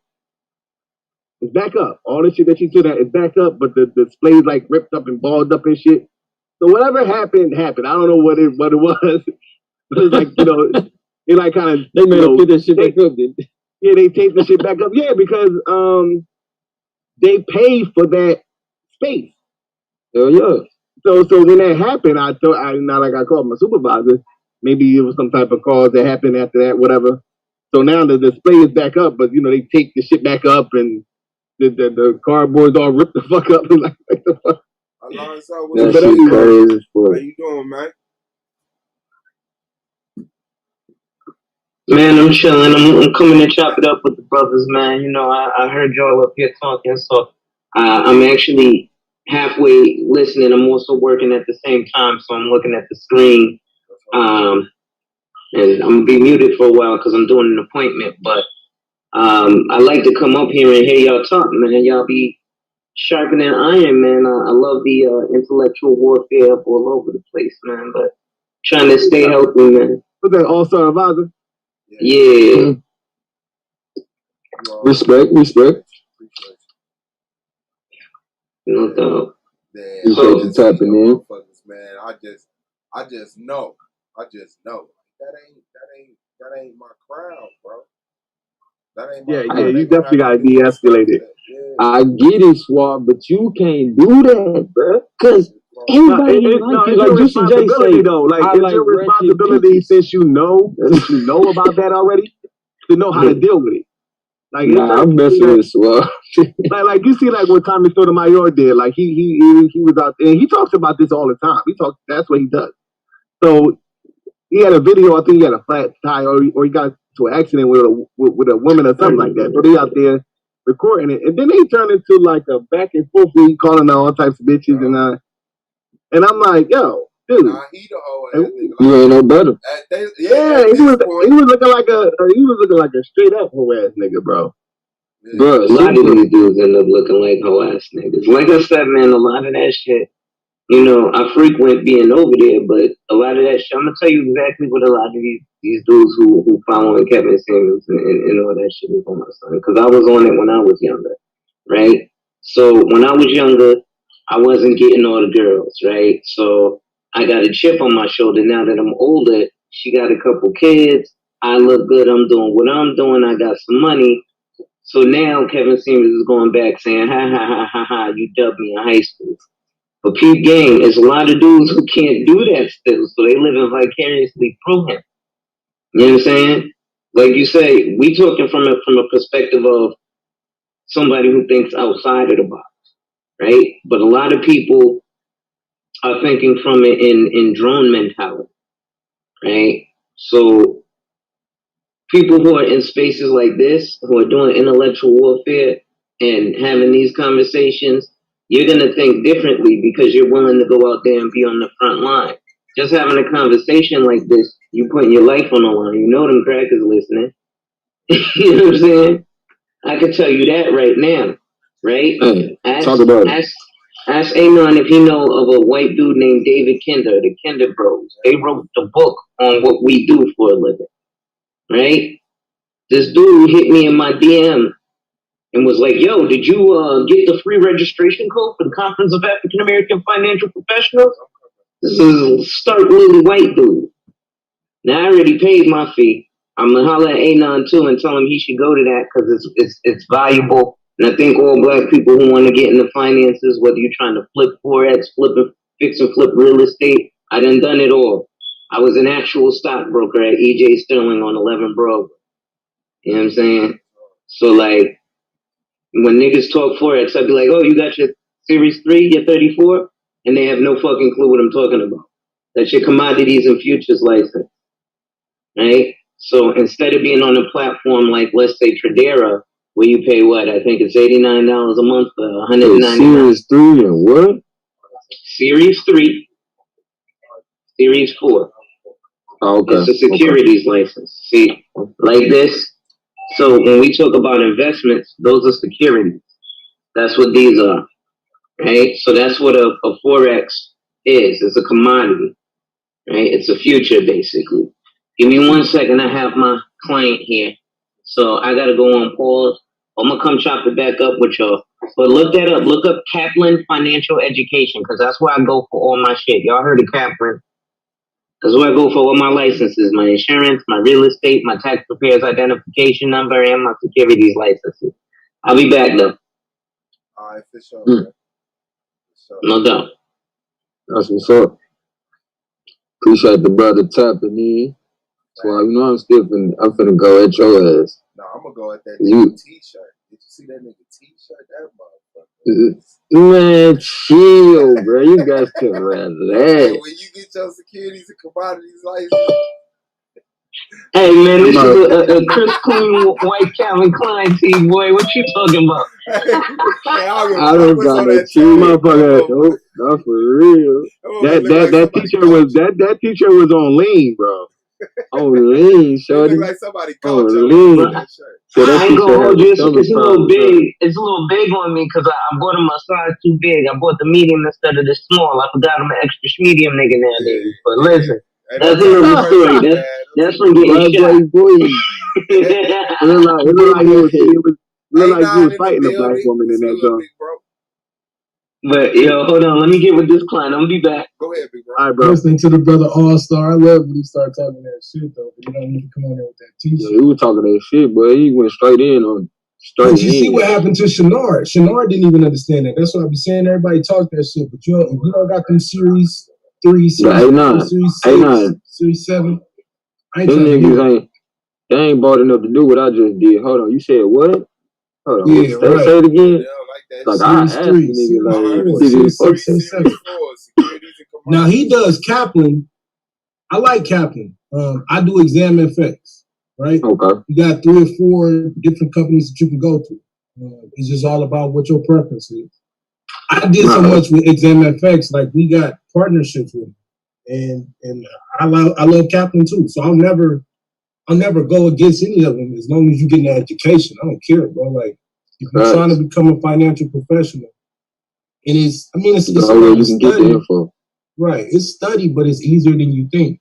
But you do. I mean, you need your Series 3, your Series 4, your Series 6, Series 7, Series 63. Like we can keep going on and on. It depends on what you're trying to focus on. No, I just heard him say something about Forex, and I know I'm finna get into that shit. So, I mean, I actually got a few accounts set up, but I got other people, you know what I'm saying, fucking with me on that no more. So, I just be trying to gather as much information so when I come back around to it, eventually I can run my own shit. It ain't even about knowledge neither, though. Like, you can know all this shit. If you don't know how to apply it, wasting your time anyway. That's like, I even told you. I need y'all to learn. I just need to have some money to do this shit. Like, everybody don't need to be the financial guru. We just need a group of motherfuckers that be like, okay, at this level, basically, boom, boom, boom. Like, where y'all gonna make y'all money from? If everybody the guru, you know what I'm saying? Like, come on, bro. Mm-hmm. Shit, let's get it's $200. Show me a magic trick. Shit, what? How much? It's real though. Like, yeah, it's real. It's a lot. It's just a lot of different shit out there, you know. And I think, I just think we got to get to the point. Don't start talking this shit. We got to get to the point where we got a unified model of moving, right? The problem is we're so diverse as a culture that trying to place what we've done in the past is try to place one standard on us. I think it's hurt us. It's destroyed us. It's devastated us. Right? Whereas myself now, you could call me an Israelite, call me whatever, but you wouldn't know that because I'm not running around here proselytizing.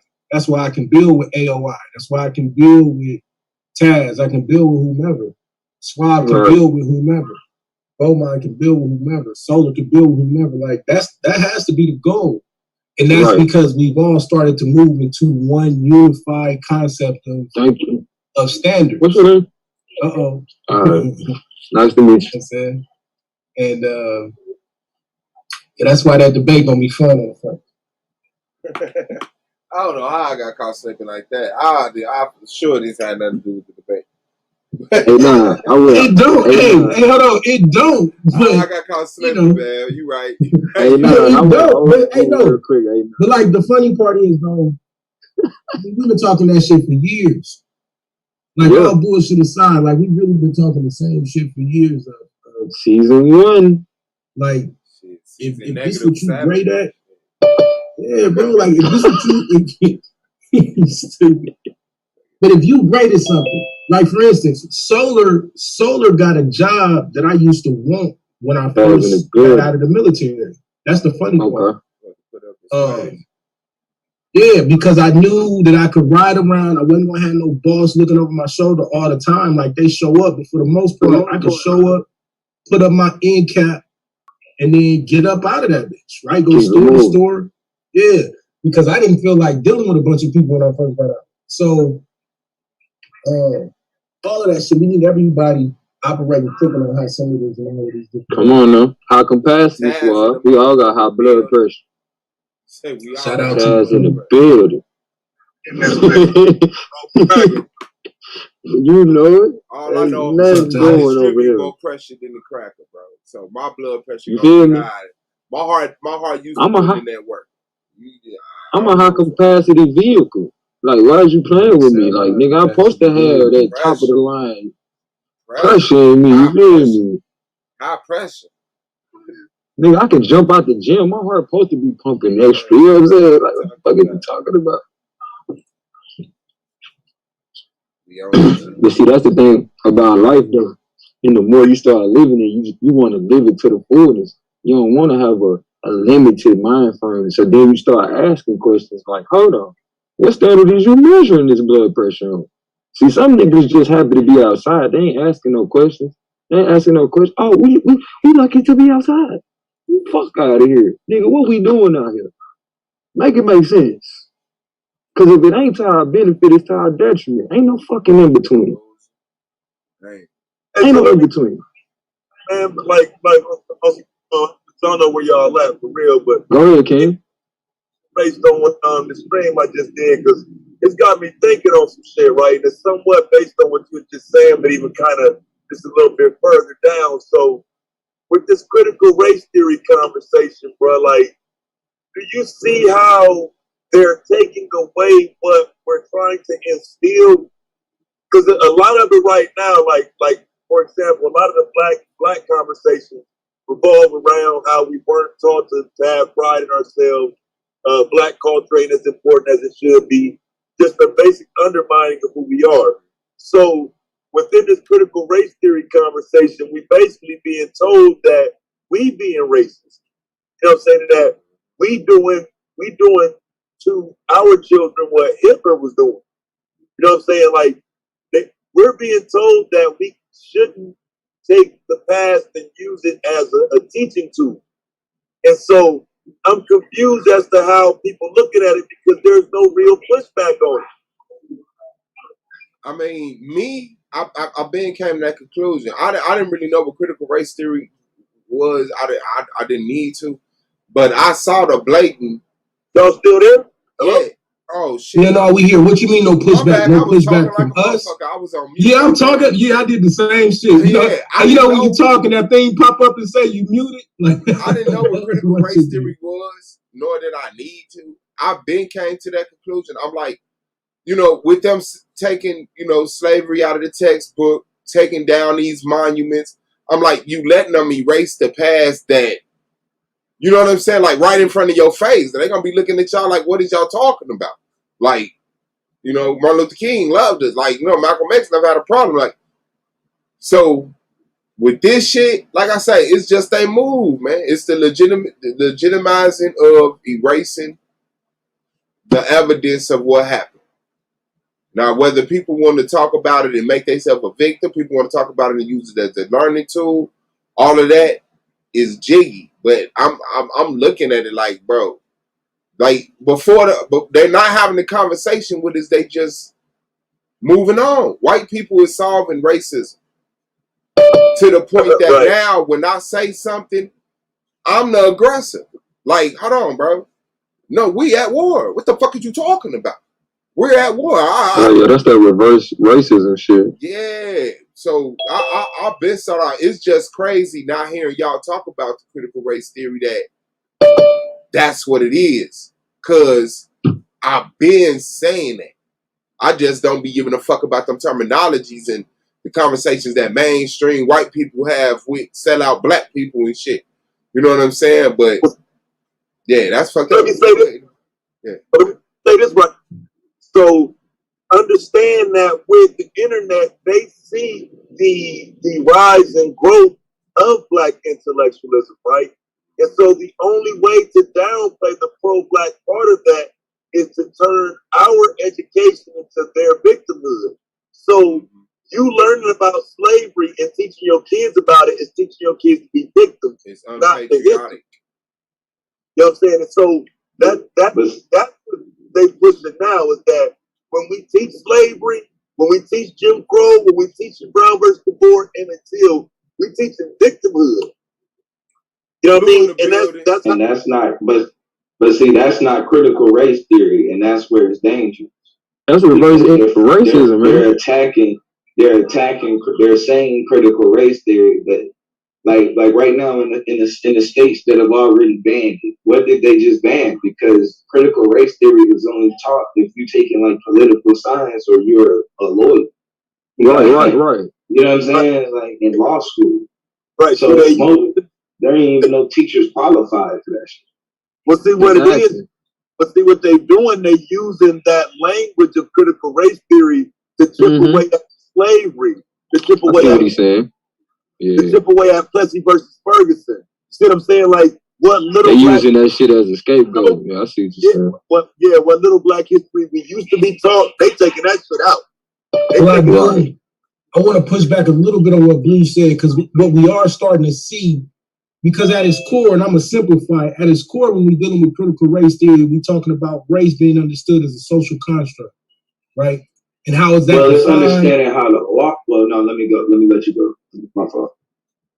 But then how is that defined and expressed in all of the different areas of people activity, right? So like at its basic understanding, we say, this is why Domo always talks about whiteness and blackness.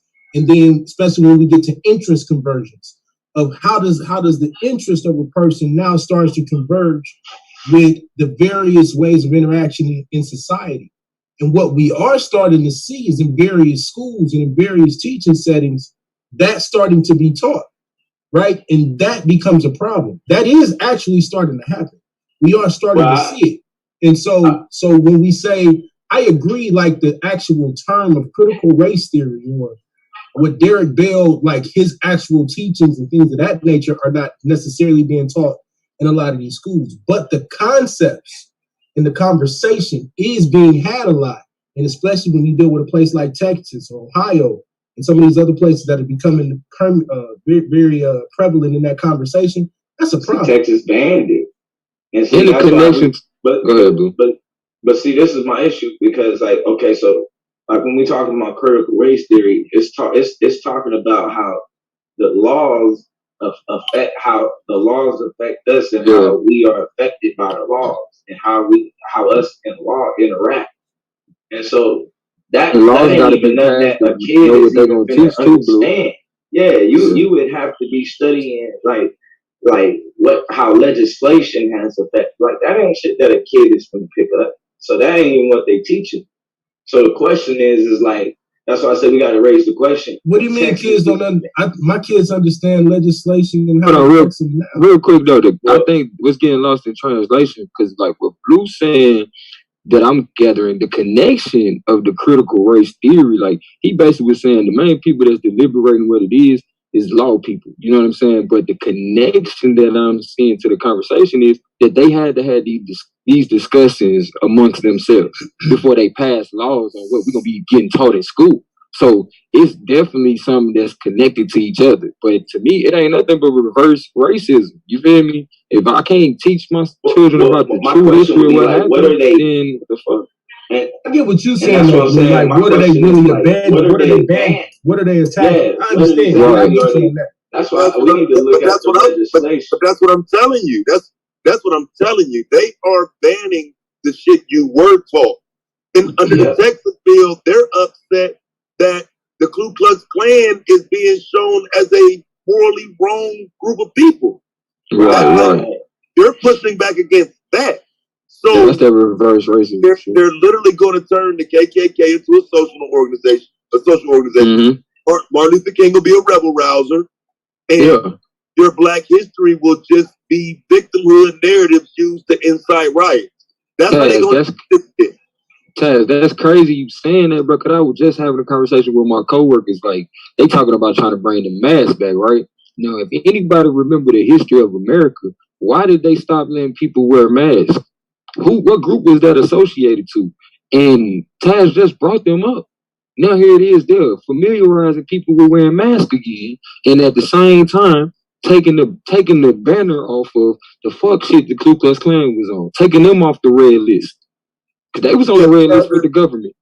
They had to take they had to rewrite a Georgia law last year because of that.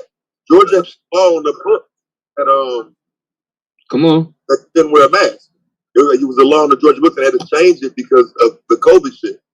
Right, but it was in relation to the Ku Klux Klan. They literally had that law on the book. I remember that. Yeah. The law was originally for the Klan, right? That's crazy. Come on, we seeing the hand drop in our face, but when you understand the processes of how this shit take place, now this conversation is relevant because it's like, hold on, I see the connection. I see why they keep talking about critical race theory. I see why they chasing a ghost when it comes to wearing masks, not wearing the mask, like vaccines. Like, come on, bro, we can get the people to be focused on this. We can do this over here. I think somebody was telling me about that they began to put in the history books, because before when I read the history books, it was saying that a lot of the people that was coming from England, they were criminals. Mm-hmm. So now in the history books, it's saying that they were like oppressed. Yeah. They were being oppressed, and even so they had to come over. They doing it, and the reason they doing it. Call them people of color now. Yeah, and that's why they doing it. So then that shit that they making Ben Carson say could fly. So when Ben Carson comes on and says we weren't really slaves, we came over here as indentured servants. Right. Now they can push that entire narrative. And now you see why they kept making our ancestors change their name throughout history. Like, think about that shit. One point in time, our ancestors was natives. Next thing you know, they people of color. They're not the same people. That goes to show you, though, in terms of the conversation, like how fast history can change. Yeah, we were just talking about, we was looking at roots. I was looking at roots in the 5th grade. Now they saying they ain't slaves no more. We indentured servants. Indentured. Yeah, so that's like 30 years, right? But you know what I think they preparing to also let out the bag because they can't hide it no more because we in the influx of the information age. You can't hide information. So in order to prepare for what you gonna find, now we gotta create this information though. They can't hide information. But this is what they trying to prepare for though. Because once you start talking about that slavery conversation in the age of information, now we gotta talk about who all was slaves. They don't want to call one of the main things that they're doing that's gonna be like keep people ignorant is they shut down all the bookstores in America. Y'all and motherfuckers ain't noticed that shit. Come on, nigga. Like there's only very few. I noticed it because I was going. Yeah. Like, man, you have to buy your books off of most likely Amazon. Hell yeah, and even with Amazon, certain shit you can't get. Certain shit you can't. I'm gonna tell you the crazy part though. It's a blessing and a curse. So my auntie, you gotta work around. She used to own one of the oldest bookstores that was in Oakland, right? And with Amazon coming and all of that, like it basically it took a hit, and then my greedy ass uncle also, pretty much did her dirty. But instead of folding, what she did was she took all the books, put them in the garage, and she started an online book company. But what you find out is now she got to compete with Amazon for advertising. Now she got to compete with all of these other companies for advertising because people not going to bookstores no more. And then, so when you think about now COVID, you think about in this information situation. I mean, I don't know how many of y'all got teenagers or young kids around you. Or these young kids ain't going to no bookstore. I'm gonna be honest with you. Like, the conundrum that we find ourselves in and what we need to really start pressing and what we really need to start getting focused on, it's almost enough to make you snap and get real angry or whatever. I ain't saying gonna hurt nothing, but get to the point where like you got to start to do something to come together because, bro, there's no incentive, even as a parent, to tell your kids that they need to be reading these books that I've been hearing us talk about. I'm glad somebody else said that shit because I ain't want to be fast always negative, you know. Nah, it's not, bro. Like as a parent, like I'm struggling to ask you, like, what's the incentive for me as a parent right now to focus? If I didn't have, Got your ass snatched up. I mean, yeah, and that like that's the thing too. I mean, we in a different, unique situation where we kind of know about these different books and shit. A lot of people didn't really, you know what I'm saying? A lot of different circles don't really be knowing about the different books that to even have your kids really, you know what I mean? So I think it gets tough there. But it's like, for me, I'm looking at the whole situation in two ways because on one end, they're attacking critical race theory. And on another hand, like the Democrats is just walking around just getting away scot free by just saying systemic racism, and somehow that's just like, you know what I'm saying, that seems to be enough. And I'm interested to see where do they meet in the middle in order for legislation to be passed, because they always meet. I think Blue, that be a mass exodus to the. I don't think you get any results until people say, "Wait a minute, 80% of them voted Republican. What the fuck?" And then you got Republicans saying, "Wait, 80% of them voted for us." You know what I'm saying? This shit just happened out the blue, where there's a shift in the dynamic of what's expected. Because right now it's expected that you're going to vote Democrat. There's only one way to change that. Yeah, I think that's always it. And that's why, you know, I jump out the window with non-participation all of the time. But that's where that kind of comes into play at, is because you're trying to do something. It goes beyond individual. It goes beyond like individual, like voting, like because it's like, you know, we kind of follow our, you know, council members and like due to the inactivity in the community, it's almost like, okay, who y'all voting for type shit. Okay, the city council, like it's the one in Logan, city council, he was the judge that they elected was the judge there for 30 years. I don't know what the fuck he did. That was, you know, but it was just like vote for him. So motherfuckers voted for him, not even knowing what he passed or what he helped do. It's kind of like that culture that exists. So, you know, and because people don't really deal with politics all like that. You know what I'm saying? Okay, Democrat.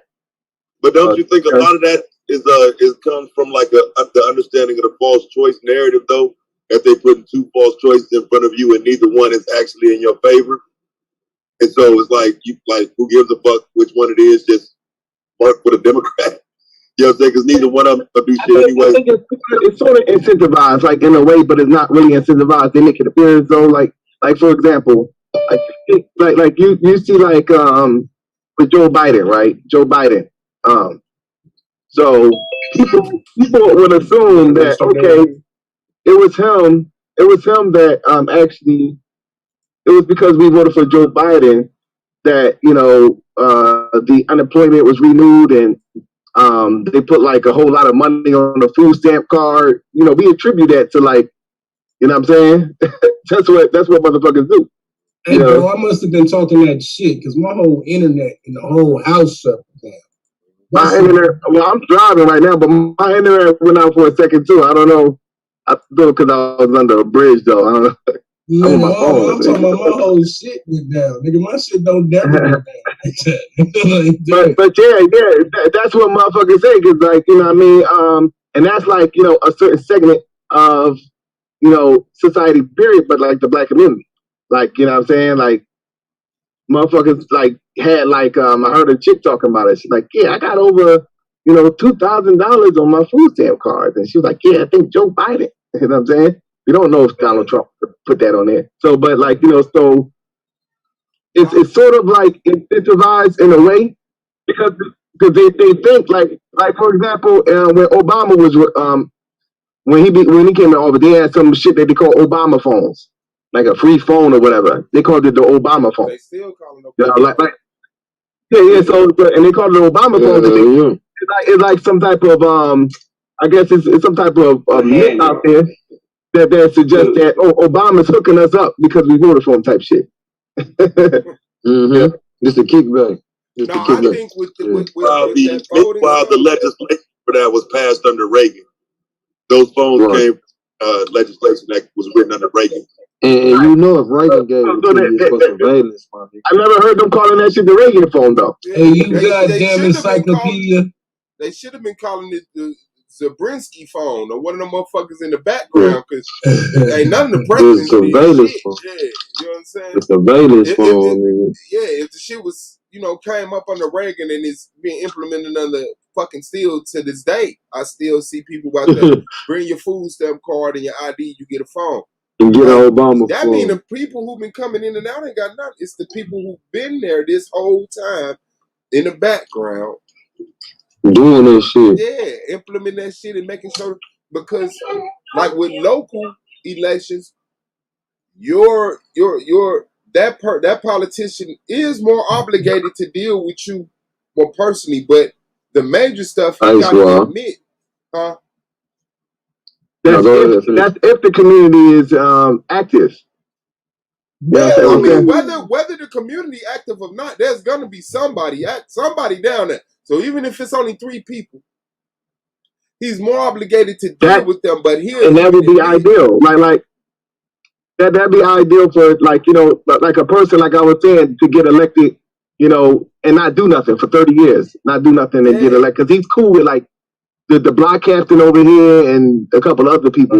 The main hitters, and they got a relationship. Else pacified. Yeah, they can. And that's how people like vote for such and such, and But he'll admit any change y'all want comes from the people upstairs. But the people upstairs have so many more broader audience to be obligated to. It's like, well, we talk about it, but this superseded priority over there, and that's the bullshit. You know what I'm saying? Like, to me, that shit it's a game, bro. To me, it's a fucking game. For real. I feel like at this point, it's lightweight. Like, we got to start looking at it like it's our fault. It's some choices we got to start making. Yeah, I'm putting it all on us, man. That's what I say, man. I mean, enjoy it if you want to, but if we not, like he said, who you vote for, where you moving to? That's what black people who give a fuck about what black people going through should be asking. Where we moving to? That's just phase 1. I mean, that's just phase 1. Like phase 1 would be like what you're saying, like, but actually going to the meetings and having to deal with what the environment that's in a meeting. Like, you try to become block captain. That's when the games begin. That's when the shit starts. That's when the devil come out. That's when the games begin. Hey, I'm gonna tell you. Because you know why? You know why? Because they don't expect you to do that. You know what I mean? So it was no different like back in the day when a motherfucker go into the all white spot, trying to with the application and everybody looking at them funny. But they gotta go through the motion type shit. Yeah. So it's just like, okay, Hey, look, you don't realize how fucked up it is till people nominate you to be the head of the community. Like, they wanted me to be the head of the community watch shit, right? Because all the youngsters, all the whole heads, they'll come to my house and say, yo, so-and-so said somebody was moving around on the house on so-and-so such and such street. And I got everybody, like, I'm cool with everybody in my damn subdivision, right? Like on some form of block or whatever, I'm cool with it. It's like, I ain't finna do that shit. Niggas finna have niggas running around here mad at me. They did the old lady so bad, the chick that was running the shit before, she just moved. Like, they did her dirty. And we gotta, the second you start to move into some type of form of leadership, it's a problem. So that's why we got to move to the point where we're supporting our leaders, where we're putting real leaders in these positions where they can get shit done. It's a lot, bro. It's a lot going on. It's a lot. That's why I say we all got to be the leaders. Well, yeah, because I think in terms of my bad, so if I cut you off. No, you good. I was just saying we can't have it so that they kill one of us and then the whole movement is over. And the whole joint shut down. I agree. Go ahead, Yeah, I think that, like, you know what I mean, like, in terms of, because I see like organizations coming like, yeah, we need to stop the violence in it. I think that we need to first focus more so on like economics. You know what I'm saying? Like how these motherfuckers are gonna make some money. You know what I mean? And don't even focus on the motherfuckers that's already out there. Because whatever situations or you know, that is what it is. You know what I mean? So what you gotta focus on is the new batch of little niggas that's coming up and I know like, you know, because it's a stereotype that's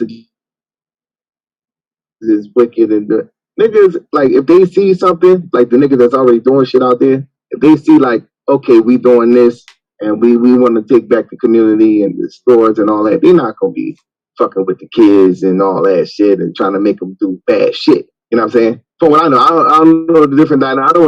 I know in Philly, like I know in Philly, a motherfucker see a person like, nah, I'm not letting you do this. You know what I mean? Like either they know your mom or they know you.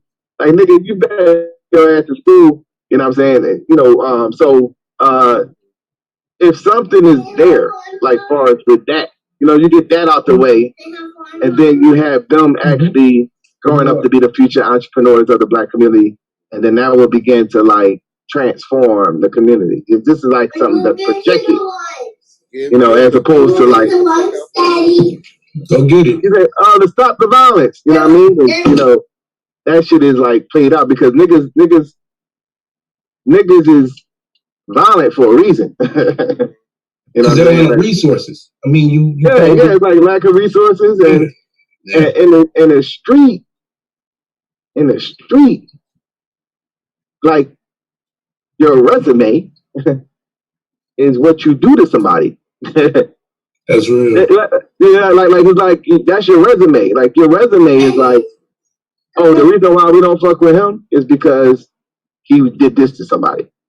It ain't no paperwork and all that shit. You know, so in order for you not to get robbed if you're doing certain criminal activities, why he don't get robbed and other niggas do is because his resume. That's his resume. You know, so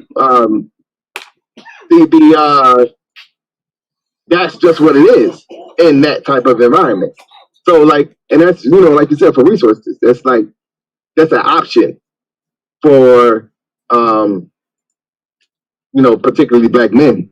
You know, that's kind of like pushed out. And the reason why they push out the system because our communities have been taken over by, you know, other ethnic groups of people and shit. So they control the stores, they control, you know, the laundromats and the diners, and they control all that. You know, the regular convenience stores, they control all that. So there's a whole segment of income that is being taken away from the Black community. And as a result, we have to now, it's like a ripple effect. So the main goal should be reestablishing that. And this is where it gets conspiratorial because, I mean, with all that, you know, critical race theory shit and all that, it should be like, you know, all these motherfuckers graduating out of college, master's degree in economics. It should be some type of movement going on. Like, you know how they did like the Black Lives Matter, like the Black Lives Matter movement. It should be like a movement to take back the economics. Economics of education. I think they gonna give us the business. I think we finna get the biggest expansion, bro, of business. Like, I think what you saying is different, though, dude. I think what you're saying is different, though. I don't disagree with what you're saying. I don't think economics is small business necessarily, though. And so that's why they would be happy to give a small business. No, that's why I was getting ready to ask Shoulder when you talking about like economics, are you saying like how we maneuver in this system or how we deal with each other? Well, that's just a combination of both. Because I mean, in order for all that shit to work, we gotta communicate a certain type of way, and we have to do business. You know, that kind of goes hand in hand. Like you gotta have a better relationship with the people you're doing business with. Right. Yeah. And we can't play because, like I said, man, the money is needed, but you gotta know what you need the money for. Because they got more money than us. So if a motherfucker ever feel like it's about the money, They could get tapped on the shoulder. Well, come over here. It's about what we do with the money. It's the resources, the structure that we build, the infrastructure, what we do. And we just got to stay set on that. And then just get out the way. The kids to take that shit over. I'm telling you, the kids.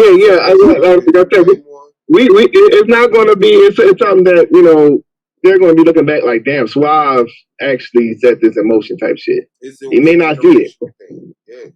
Yeah, because the culture has to shift as well. Like we got a very a very individualistic parasitic type of and it's like certain things we do to each other it's like funny, but it's really not funny and shit. You know what I'm saying? Like, you know what I mean, in terms of how we be doing each other. And I'm talking about like on basic levels, like, you know what I mean? So like, yeah, that shit, I woke up today, it's a car, a truck. A truck parked in the street, in the middle of the street, like damn near in front of my crib. And I'm looking like I'm like somebody, sitting in there or something like that. So when Katrina come in, she like, oh yeah, it was another truck with it, and it backed up to it, but they gone. Ain't nobody in the truck. Nobody's in the truck. It's just parked in the middle of the fucking street, almost in front of my house. And I'm like, shit, I call the fucking police and tell them go get this piece of shit from me. Or do I say, I don't know what the fuck they going through. Like, leave the truck there. They'll come back and get it eventually. You know what I'm saying? Like, so obviously the truck is still fucking there. I don't even know whose it is or what's the thing, to it. But for some reason I thought, man, call the police. I'd have never thought that shit, bro. But I'm like, it's down there in front of your crib. This, that, and the other. Like, and I can take it one step further. This I cut off. I can take it one step further for you. Somebody pulled up to it while I was outside, and a red car, because I had just happened to go outside, look in it. I'm like, damn, ain't even nobody in it, because I was finna ask him, do you need me to push you to the side or something? So I come back to the yard, a little red car pull up, dude get out, so I'm mugging him, he get out, he walk to the truck, gets a blue envelope, some paper, get back in the car. Nigga didn't even say shit. Shit. Nothing, right. I'm like, that's crazy. I ain't never witnessed us this goddamn disconnected from each other, bro. But like, what is our goal though? We just looking for, like, when we go into black communities, we see black laundromats and it's a black gas station. Like I think that's one piece. And stuff. I think that's one piece. I don't think that. I hope nobody said that that's the end all be all. That's the easy part. Yeah. No, I mean, like, why wouldn't you want that is the question. Like, it's like, like, I ain't saying we don't want that, but I'm just saying, that would be a goal. That would be a goal. Like that would be a goal. I mean, it don't stop. No. Yeah, I mean, it is. I mean, ultimately, I think the goal is very comprehensive. It's deeper than that. Yeah, the goal would be like, the goal would be world supremacy. If you want to talk about like the goal, like, you know what I'm saying? Like, the goal is like, yeah, I want to control the fucking world. So, like, that would be a goal. Like, the motherfucking, like, well, how do you control the world if you don't even control your own community? You know what I mean? So, that would be a goal. A goal is like, get a source of income and something that that can somebody, because not everybody has these broad objectives. Some people just want to be a manager in a store, take care of their family. So at least we can have something like that. It's multiple D goals. Some people will be okay with just having less oppression. Some people want to get out of America. Some people want to start a black nation. So the thing is to make sure as those different subgroups get what they want, they don't abandon the majority. They use that influence and position to say, we want to help them get what they want. Because, I mean, a lot of us don't want nothing but fucking to stop dying in the streets by the hand of the cops. If they take all white cops out of black neighborhoods or white cops, period, a lot of us are fine. and then say, what we going to Africa for? Why we leaving? And then fuck you then. We'll go get it on your own. You know what I'm saying? So the thing is, holding the people who get what they want in the beginning still accountable to help to the end goal of the last fucking group of black people that you were standing next to that was willing to die for you. Because a lot of motherfuckers, they don't want that shit. Just think about it. A lot of us want Israel. Fall off. How many of us gonna help the Israelites get Israel? You know what I'm saying? Motherfuckers over here talking dirty to their ass. Like, that can't be our agenda, bro. That can't be our agenda. That's just it. Other than that, we divided, bro. Other than that, we divided. Now, I don't see no other option other than the black nation. A separate black nation. And to tell the truth, on this land. On this land. I ain't even gonna lie. In America. I ain't even gonna lie. And I don't even think, and whether it's formal or informal at this point, right? Whether it's formally recognized or not, something like that has to come about. It started, Casola was talking about resources. And here's the reason I know that it will work. One of my partners, he ended up being the founder of a program that you saw happen in Richmond. And basically, they ended up starting to fund or pay people to basically get off the streets. And they saw a decrease in homicide by about 40%. And then 2 years later, it rose up again. And so that's when they started to realize, okay, we got to focus on hot spots, and then we got to focus on what they call hot people too. And then so they started to see the crime rate drop down again. And so, but the key thing was, it was attributed to kind of putting money into the streets to keep people from really feeling like they got to do crime. Because when we think about it, all of us that really know where we come from, the average person is not really making a whole bunch of money in these streets, right? They're lucky to put 20, 50, 60 in their pocket in a day if they have a real good day and after they re-up and or whatever they're doing. So, you know, these type of things are things that we can mitigate as a community if we had a nation, if we was paying some type of black tax, if we had some type of cohesion. That has to be one of our biggest focuses at this point. Is putting resources. And I ain't gonna lie, bro. I don't like the vernacular attacks. Like, I'm not trying to copy the crackers. I'm not trying to have a black America.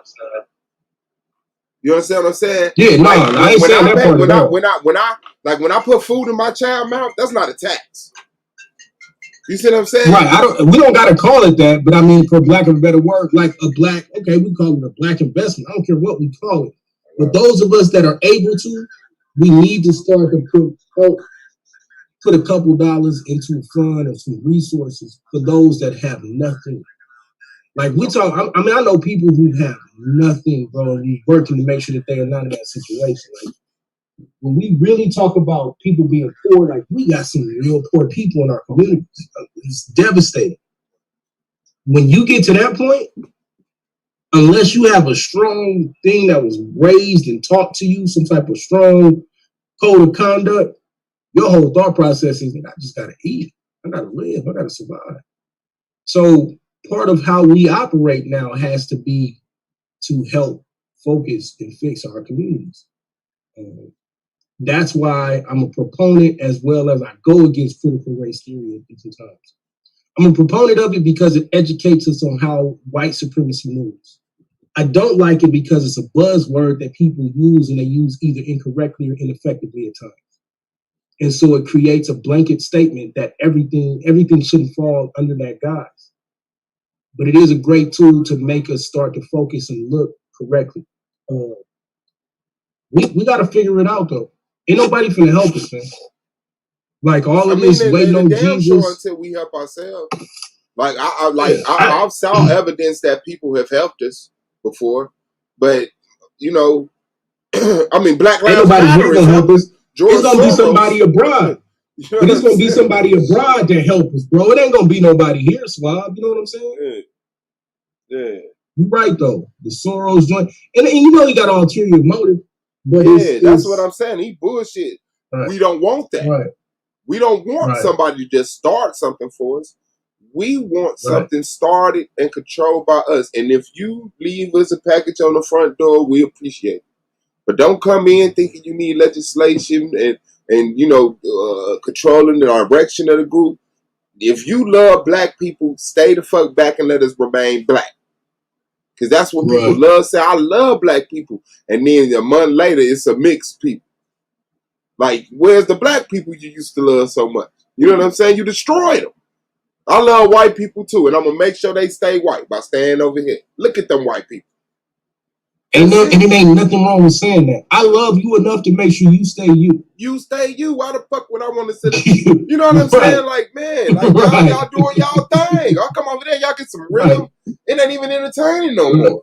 You know what I'm saying? So it's like shit. Like that like let us do us. Let us do us. Let us do us. Man, I'm not even gonna lie, bro. My brother, my brother's married to a white woman. He actually had called me with her and have her ask me, what would we do to white people if we got free? Why would he put you on there like that? because in his mind, Slav is black people. No, I'm gonna fucking tell you the truth. You know what? He already married to her. Yeah, bro. He already married to her. So his mind worked like that. You know what I'm saying? Right. I'm like, that's crazy, bro. That's crazy. What would y'all do to us if y'all got, power? However the fuck. I said, fucking nothing. Get out of y'all way and go do us. Fuck you mean? What we gonna do? What you thought we was gonna put y'all in slavery and murder y'all? I don't know how to do that. I don't know how to be that evil. I don't know how to cut babies out of women's wombs and step on their heads with the heel of my shoe. I don't. I don't know how to hate people's children and all that. I just want. Do we give like? I think as a collective though, do we want what's due to us? Well, you're gonna have to learn. You have to learn how to do that. If you hold on, I didn't say I couldn't do it. I say I don't know how to do it. I was about to do that, Taz. I was getting my phone. I was getting my phone together to see the same shit. I'm gonna let you go ahead. No, trust me. I've had this conversation for 10 years. I don't even comment after this. Let me say this part. I'm just gonna say this part. Because I don't wake up in the morning and think about killing nobody, baby. That's the part I want to put out there. But if you put us in a position where we gotta fight to live, all of us gonna have to. If we there, then I mean, it's nigga. I'm not finna fucking lay down my life because you decide you want to let your kids come shoot me now. Yeah. I know ain't no babies killing me. I'm not attacking no babies. I'm not killing no babies. There's no situation that I would be like, hey, and kill that baby. That ain't me. No, I promise you. I promise you I could put you in a position where you would have to hurt a child. Imagine. Well, my thing is this though, that we have to understand that if we given the dynamics that they're given in the same equal terms, I mean, it wasn't a plan to kill Tamir Rice. It just happened, right? We have to lose this idea of having feelings for them. That has to go.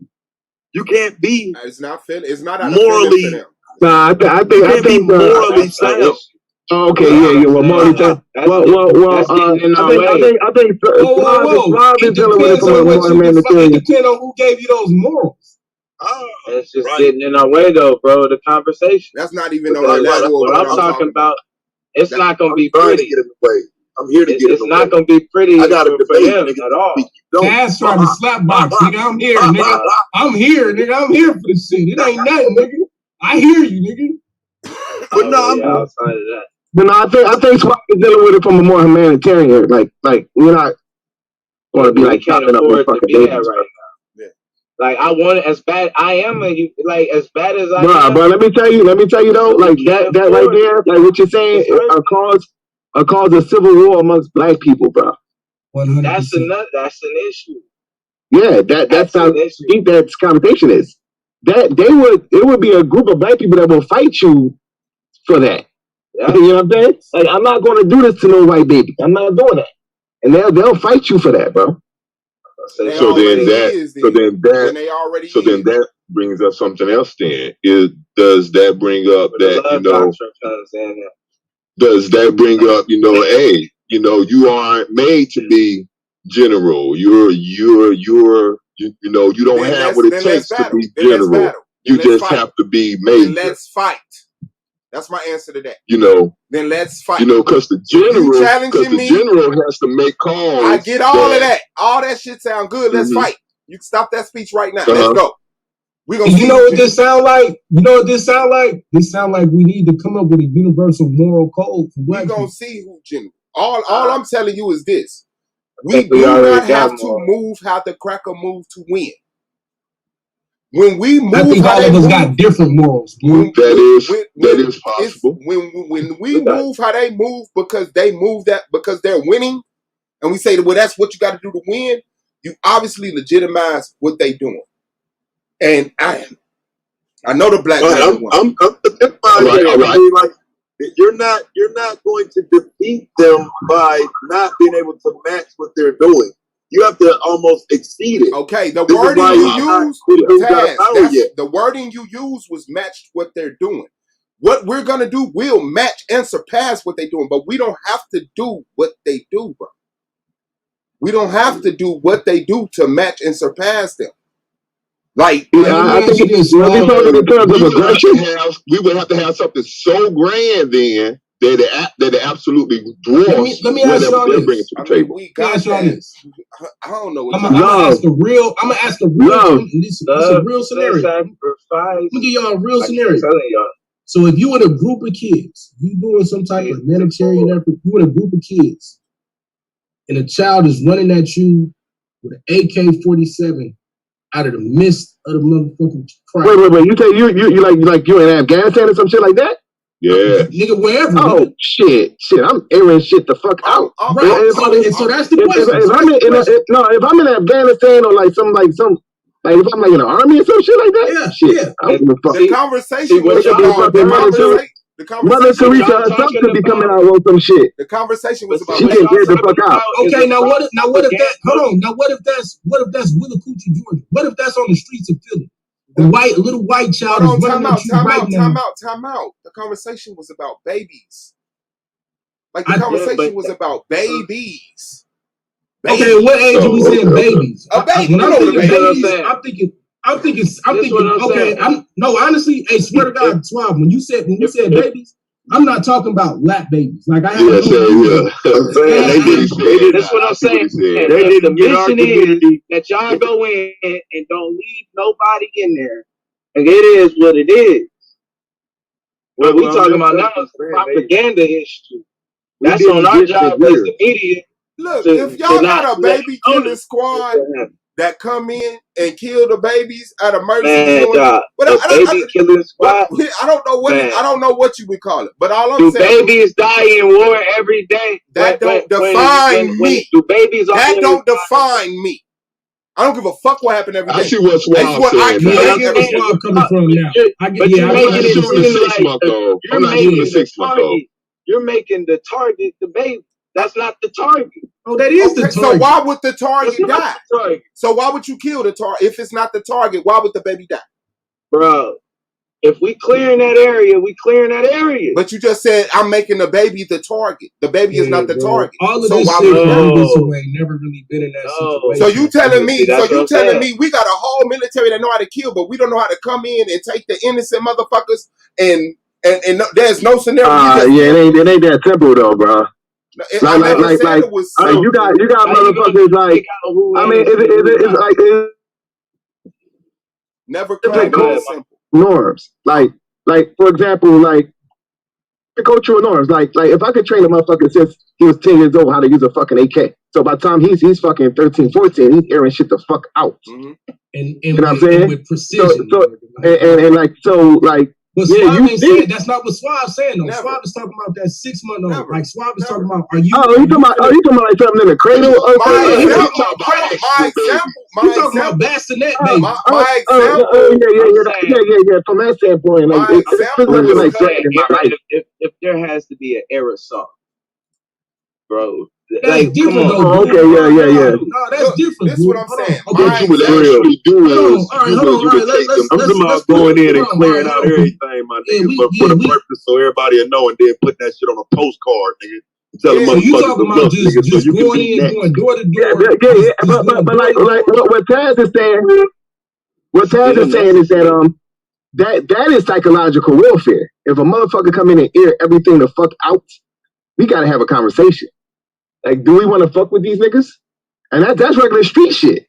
Like the Nation of Islam in the 80s, they literally did that shit. None like of that babies. shit impresses like me, they went in the hut, and so like, you know what I mean? Like there's a conversation niggas gotta have now. Like, do you want to fuck with these niggas? Cause they serious, bro. Yeah, what you see with that? What you see is results. That's what you see. Results. like so we could philosophize about some shit, about all that shit. But if you want to get results, the white man didn't preach his way into having people scared to go against him, bro. He didn't preach his way into that. I woke up in 1979 that you have to realize, and I've been there's something that you have to realize about the military. There are different branches. We would have different branches because most people won't be willing to do what the damn special unit forces do. You know what I'm saying? So that's how complicated that would damn get. Most of us would probably be like, Suave, look, I'm not going in, burning down infants up and shit. But it might be necessary to have certain troops who would go in and make that point. Well, y'all would have to give me a necessary scenario when that's okay, because y'all haven't done that yet. I'm telling you, it's necessary for propaganda purposes. Okay, yeah, I heard the postcard. Yeah. I have, like, because to me they didn't do that because it was necessary. They just was drunk in control. That wasn't necessary. No, it was necessary. Because we're talking about a time where the reason why a lot of that was happening because they were receiving pushback. Every time you try something, we're going to show you that you're not going to get anything. That's why you burn down, toss, and then turn it into a postcard. Yeah, but I get what you're saying, dog. Yeah. I know where you're coming from. Yeah, I understand, but I just don't think because the results they trying to get. I'm not trying to maintain control and enslave them. My example was cutting a baby out of the womb and stumping on his head with his heel. You know what I'm saying? Like, I know what I was at 13, 14, 15. You know what I'm saying? Like, we don't play no games like that. I mean, it is what it is, but I don't see no necessity to kill no babies.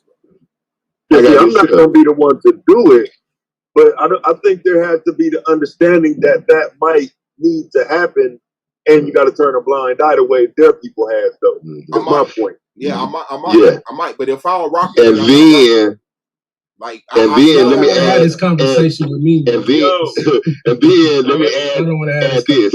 I still haven't heard of have we actually seen an example of us not doing that coming back to them, bite us in the ass? Can we look at Chancellor Williams? Can we look at Chancellor Williams and what's his book? The destruction of a black civilization.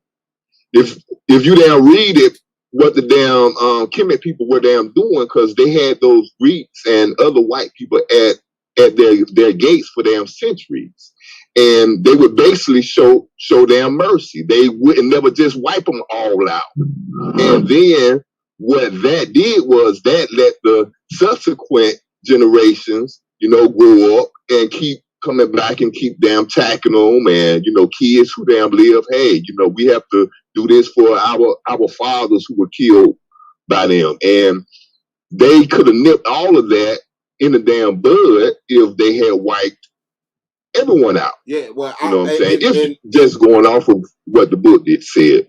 Yeah, and I read it, and I'll say that I don't see. You said that Greece was outside the Egyptian gates for centuries. Not just the Greeks. They weren't Greeks then. They were, tribes. They were tribes of damn, Eurasians. They were outside of the city trying to damn get in, trying to damn take over. They used to sleep on the damn banks trying to damn get in, infiltrate, Oh, etc., etc. I mean, but like I said, with the Ions and Ionians, all of that, like Egypt opened up their hearts and fucking moved them in and gave them fucking trade ports and shit. That was kind of, just it. Everybody needs their own, bro.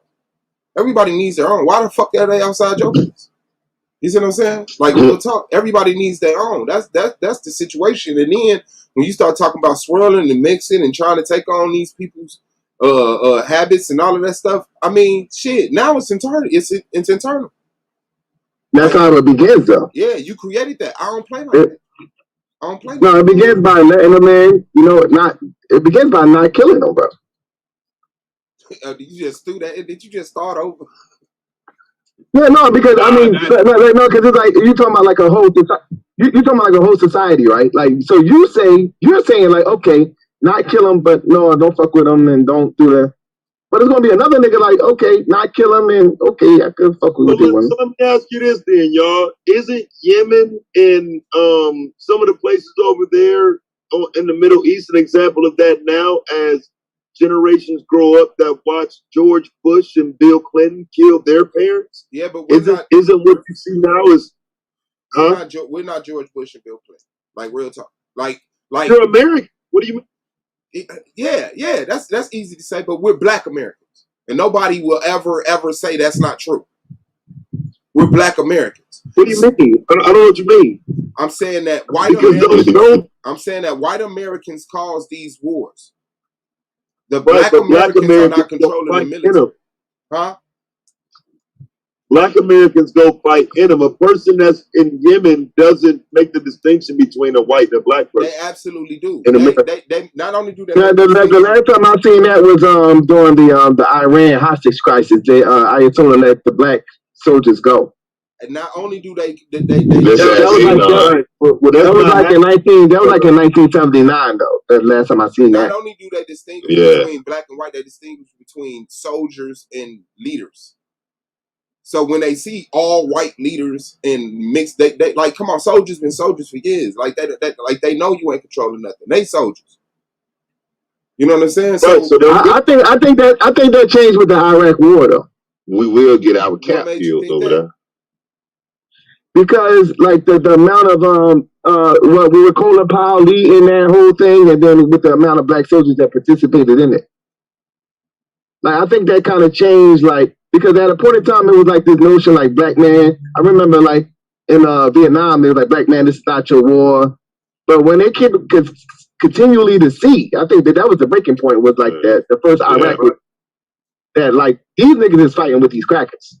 And I can tell you from down and you can tell like a lot of these motherfuckers that now was like in Vietnam, they're like generals now. You know what I'm saying?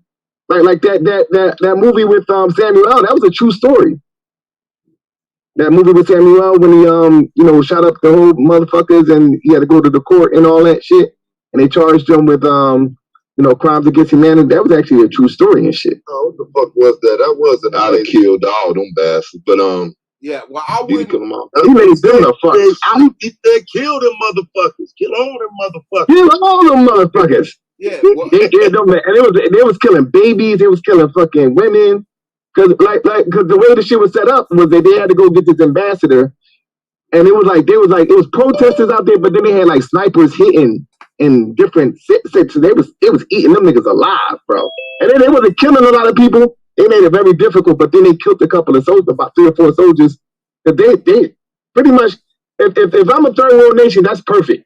Oh yeah, we're gonna set all y'all protesters stand right here. We're gonna have our snipers. We're gonna be plucking these motherfuckers, and that's what they was doing. And got to the point where we got to do something, like, cause they hit homeboy in the neck. Back.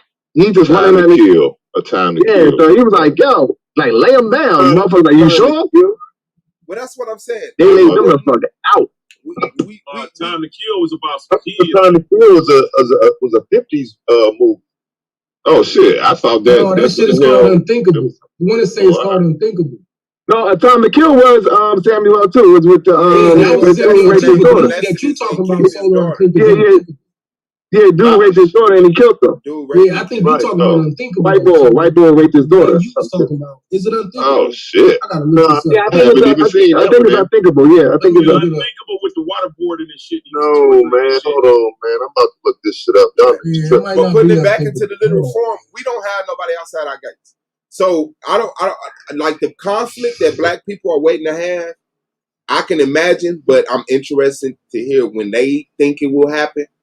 You know what I'm saying? Because like buying some land and you're right though. So that was something that Vladimir brought up when they had the interview with him. Engagement. That's what there you go. Yeah, there you go. There you go. Wow, let me in on the laptop, bro. You said what's Ola? All right, I got you. Yeah, they was talking. They was having an interview. They was having an interview with Vladimir Putin, and I was checking it out probably like a couple of days ago, where he brought that up as a talking point. Like, yeah, you because they was talking about how certain people were treated like like political prisoners, and he was like, well, your Black Americans, die for less than that. Your Black Americans, they die from getting pulled over. So what are you talking with me on some shit about what I'm doing with you know what I'm saying? So that was just like a talking point that he used. So they're cognizant of the racial dynamic that exists in America. That's some either there. Your damn Black Americans die from getting pulled over. You can't tell me. Because they were talking about like I think it was a political dude that was going like anti-government, that eventually he got killed somehow in prison. And he was like, well, your Black Americans die for less than that type shit. Yeah. Yeah, but you know what, Schwab, though? If you was in the Army, you might be a, mechanic or something. You wouldn't be asked to do the damn Why wouldn't be in the Army, man? So I wouldn't be in the Army at all, bro. Not at all. You can clearly see that he's not, he's not that dude. He's like yeah. You know what I'm saying? So it's damn layers to it. Serial dog. I ain't gonna cut it. I know I ain't. I don't even try. I know I just can't. I get too smart. I talk back. I don't want to. You'll be a great soldier, Taz. You'll be a great soldier. You gonna kick me out? I'm be a damn colonel now, man. You be a damn colonel, command sergeant major. So. No, but no. He's saying that. He's saying from a disciplinary. You gotta follow rules. You can't just be like, to a certain extent. Like in order to get out of basic training, you have to in many ways submit to these motherfuckers, man. To a certain extent, man. We had many brothers like Taz, you know what I'm saying? We had many brothers who they was given the damn choice. You can either go to jail or join the Army. We had many hard-headed brothers in there, and you find a damn middle ground. But look, and they always excel. That's different though, because if you're given an option to go instead of going to jail, I think that works better for the Black person. What I'm saying is, once the Black person goes to jail, that Army shit don't fly, bro. You know what I'm saying? Okay. Sober after that. You know what I'm saying? Now, if you get the opportunity to go to the Army as opposed to going to jail, I think I can weigh my options and see it's better to go to the Army, and then I might do better. You know what I'm saying? Because this is my way out. But just, giving a break from the streets to jail to then what's my chances I'm gonna take on going to the Army? I don't think you're gonna be able to listen to shit like that. I don't think you'll be willing to do that shit, bro. Because that was my issue with it. Was I know I'm not gonna make it. I ain't gonna let no white motherfuckers tell me no shit that I don't want to do. And I mean, that's what it is. Once I damn figured out that it's damn psychological, because at first I damn wasn't going to damn psychological, yeah. And then what damn happened? We damn went out, man. We damn went out to a damn club. We damn got a break and damn went out to a club, and we just happened to run into the damn drill sergeants there. We in there cool, we in there SAG and whatever. And the damn drill sergeants came in. They had on tight jeans, cowboy boots. So we all damn look at these old damn square soft ass motherfuckers. They only have that damn power on damn base. They ain't here square as hell. They don't damn, no damn shit. From damn then on out, they damn couldn't damn tell me shit, man. I'm like, man, y'all niggas soft as hell. Man, get the fuck out of here. That's a damn act. That's an act they be damn putting on, man. I agree with that. Nigga, man, I'm like, y'all can't tell me. Yeah, but it's like it gets to the point. It's like, yeah, but you. I mean, the way you saying it is not how they're gonna see it when they get out there. Because once you get off that damn, I know when I got off the plane, and as soon as we rolled up to in the bus, they right there on your ass from the get your fucking put it on, right from the back, bro. I'm like, that shit was shocking, man. Yeah, it's all about it's psychological. It's psychological. That's the only thing that got me out of basic training. You know what I mean? Like understanding that. Like it's like I know. Yeah. You think like how we telling you, you'll never know how it feels unless you do it, type shit. Yeah. I know what you're thinking. Like you're thinking like there's gonna be some motherfuckers. You have to do that because it's like I know that's like real, bro. Bro, I gave up. A niggas in your face. Like, yeah. What you gonna do? What you going like? It gets to the point like, all right, resources to inflict that on me. I know it's real, but I know it's an act. You know what I'm saying? Because it's just like it's like any other type of hazing. I'ma love you after this, but right now I gotta damn it. Yeah, but you gotta take into account you 19 though. You 18 and 19. Yeah. That's what I'm saying. Like you gotta remember too. Like you're like 18, 19, 20. You a fucking baby. I was fucked up already. I was 14 years old. I was sleeping in the bed. Yeah, so you like we had 40-year-old men to understand all that shit. But in real time, it's like this nigga got one more time to. Bro, I seen drill sergeants make a 30-year-old man cry, bro. Hey, look, you talking to the nigga that did all that shit. You talking to the nigga that went at the drill sergeants, talked shit to him. I did all that shit. Until you find out, like, nigga, what the fuck is you doing? Like, and then this whole shit is a fucking game to make you fucking go and get along with the motherfuckers who you finna have to go to war with. Nigga, when they take away your weekend pass, you gonna learn to be better. Yeah, I got my weekend pass. To be honest, I didn't care about none of that shit.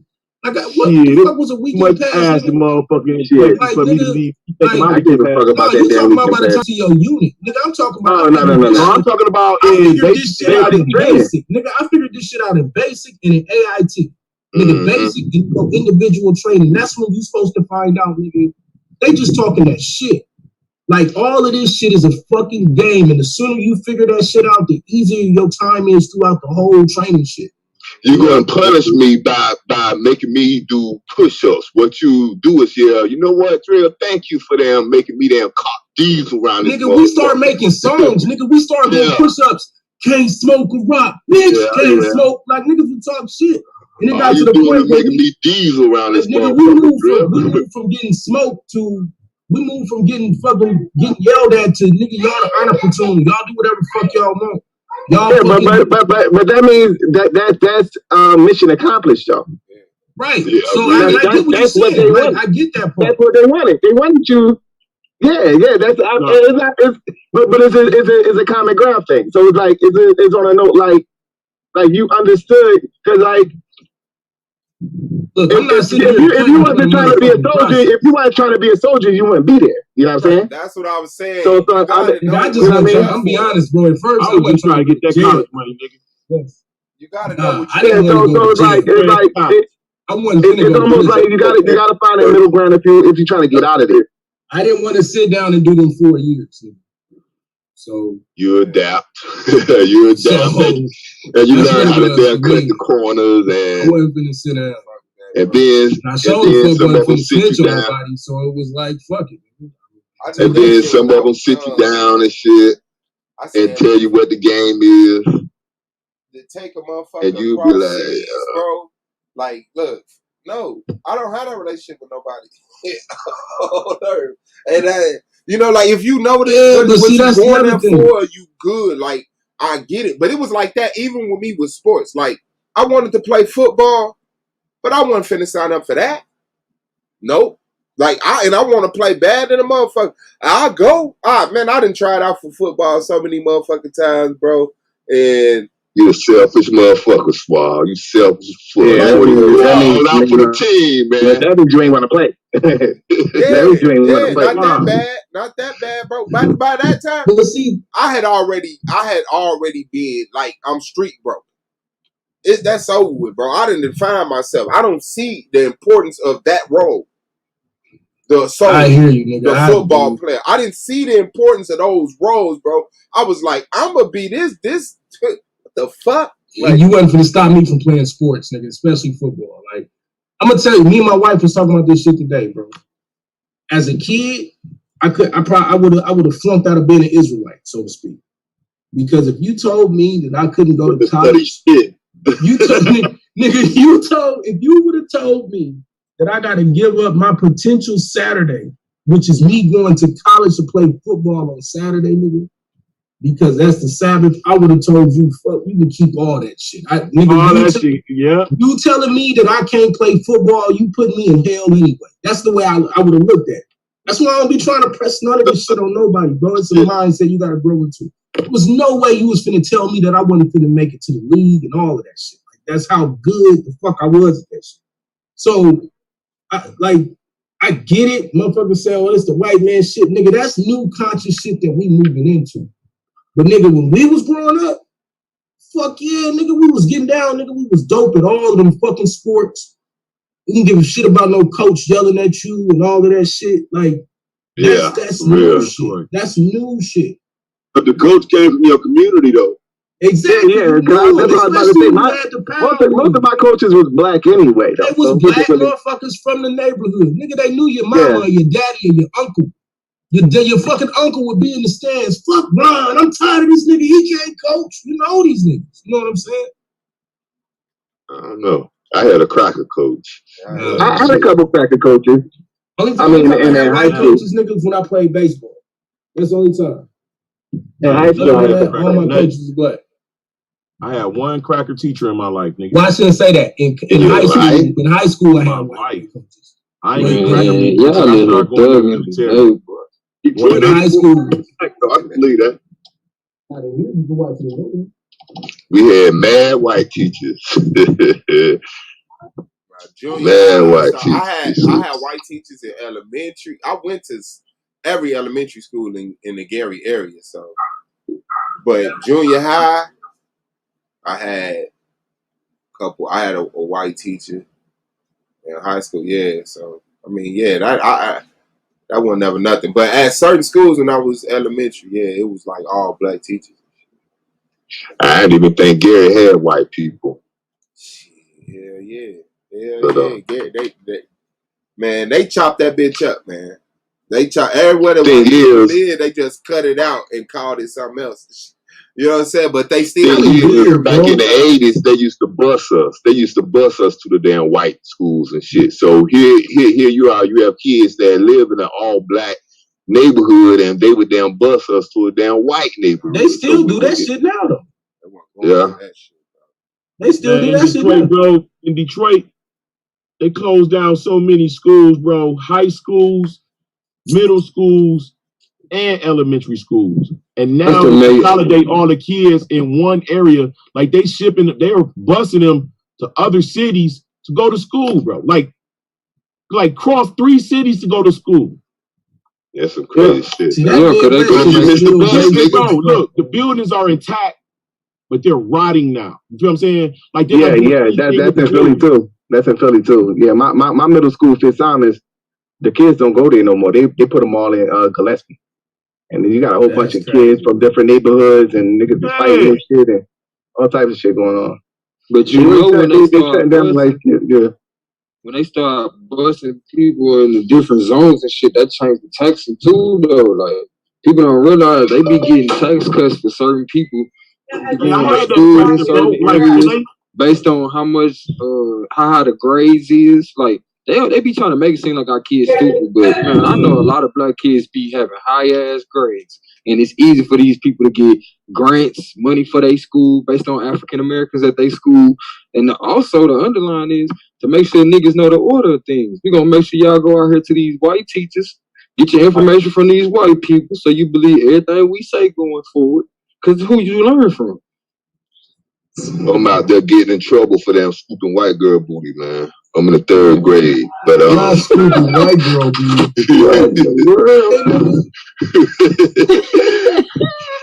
They were new to me, man. I was like, oh shit, they white girl, Filipino. So okay, you got it. White girl, Filipino. I had a fetish. I ain't talk. Look, in Cali, bro. Like in Cali, we grew up with the rainbow, so I didn't understand the necessity of what we be talking about now till I got grown. Because nigga, I'm raised up in a melting pot. It's nothing in Cali. Like, you almost looked at weird if you ain't bust down some white chick or some Filipino chick. And you know what I'm saying? Like, like, what's wrong with you? Go get that money. Go get that money. Go get whatever you got to get. And that's a goddamn, that's a ticket, right? That's something that's me. That's food right there. It wasn't until I got older where I started to understand that shit and realize that shit. Y'all know y'all was singing that song, White Girls Go Away to My Mind. That sound a lot like you, nigga. That nigga Madonna still got a white girl. That song was funny as shit, man. What is that? You got a white girl now, though. You don't remember that, man? That's back when that came out like 99, 2000 or something, man. Bro, I ain't never heard that shit. BET used to show local rappers. BET used to show local niggas videos at night and shit, man. But some boy. I heard it, but you got one now, don't you, Madonna? You got a bunny. Oh yeah, when I lived in Texas, I used to knock those snow bunnies. He said, down. "Oh yeah, oh, yeah." That nigga said, "Oh yeah." Hell yeah. I ain't gonna lie. Like you can't. But I never. Bro, you probably say that shit. Some of that shit you gotta be trained. Like, nigga, you gotta be taught certain shit, bro. Not in 2021. Anybody gotta teach you this shit. Nigga, he didn't say in 2020. Did you say 2021? No, he just said hell yeah when he in Texas. In 2021? I said when I lived in Texas. Bro. I said when I lived in Texas, I used to knock them down. Dizali, you heard that shit, Dizali. He said when I heard was, you know I love the cooking down. And I heard him that nigga said hell yeah. Oh, 2020. Don't is the media for real. Yeah, Dizali asked that nigga 2020, Madonna. That nigga said when he was. Hey, bro, I've been with the same shit. He's getting out of that shit. Man, nah, whatever. She ain't gonna say she with you. She ain't gonna say she with you. Yeah, man. You know what I mean? I used to bust that nigga Anon ain't shit. Shut up, I used to bust them white girls down, man. Shit. Y'all sit up here and fake the front if you want. Whoa, see that for real. Hey, look, a lot of brothers don't. No, that ain't no fake. Like a lot of people. We ain't talking about No. I'm just saying. A lot of people was raised not to do that. Like if I would have grew up with my pop was a Muslim. Right. My pop was a Muslim in the Patty Hearst days. Nigga, like, got arrested. I was about to say, how many people's parents told them not to date white people? Like, that ain't... Nigga, now, my mama told me not to, nigga. My mama told me if she can't use the damn same brush, you better not bring her nigga, home. she said that if she can't use a comb, don't bring her home. I'll tell you how bad my mama said. My mama was so cold with it. She had different names for each race. You know what I'm saying? And I like, because she was from real Alabama, like she really from racist ass Alabama. So Okay, yeah, I just need a light. But I was hella y'all teach y'all kids not to. I see the matches right here, but I don't want to reach back there. I do. It's right here. I need a but it's a different type of conversation. It's not on no hate. It's just. Thank you. We got a job to do. I teach my kids about our responsibility. No, that's real shit. I teach my kids about responsibility. Yeah, I teach my kids know about responsibility. Like we know more in a different situation. Now, if you run around hating, I'm not teaching you to hate nobody. That shit will get you in trouble. Right? But I damn sure ain't teach you to be no pacifist. I ain't gotta hate nobody to love myself. Right. You feel me? Right. And I need to love myself enough to know my history. Like, if you don't know, old heads used to tell me, if you don't know your history, then you don't know where you came from. If you don't know where you came from, then you're doomed to repeat it. My daughter did not be a bad I think that was the biggest lie. The crazy part is, though, the girls get it. Like they can do it without being hateful. A little boy, like. But you know what it is though, Anon? It's still that conquering shit. Like, you know, you got some niggas that like they feel like shit, nigga, I'm getting one up on your daddy for what they did to me in the past. Nigga, I'm fucking your daughter. Like you got some niggas on some not so much. He get the concept of the responsibility. He can't do it without having the animosity. I grew up in the damn 80s. Them damn white girls, they had no morals. Them damn shorts used to be so short. I just scooped that booty, man. But I got in trouble for that shit. Left them white girls alone. Got the damn high school. It was a certain circle of us. They had nothing but white girlfriends, and I thought they were damn weird and soft. I like, you know, y'all can't handle a damn black girl. What y'all bother with the damn white girls for, man? Oh man, you gotta do it like that. A lot of niggas don't do it because they can't get with sisters. I know what it is. They want that money, you know. You know what I'm saying? Sometimes it's just availability. Lying niggas, Madon. You do not have to defend that, Madon, unless you are. We can't paint it with a. Why are you defending that shit? Because I think a lot of. You was in there. He brushed over you. I'm gonna be honest with you, bro. It was nothing. If it was something that I wanted to knock down, I was gonna knock it down. Hey, that's all I'm saying, Anon. That's all I'm saying. And I was horrible. I'm not giving myself no pass. Hey, look, I'm not giving myself no pass at all. No, Anon, you stood on your shit. This nigga over here keep on pinky toeing his feet in the pool and shit.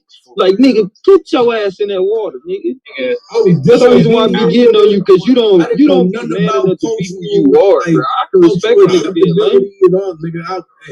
When you live in a big city that's diverse, a lot of times when you go to different places and settings, you got mixed multitudes in there.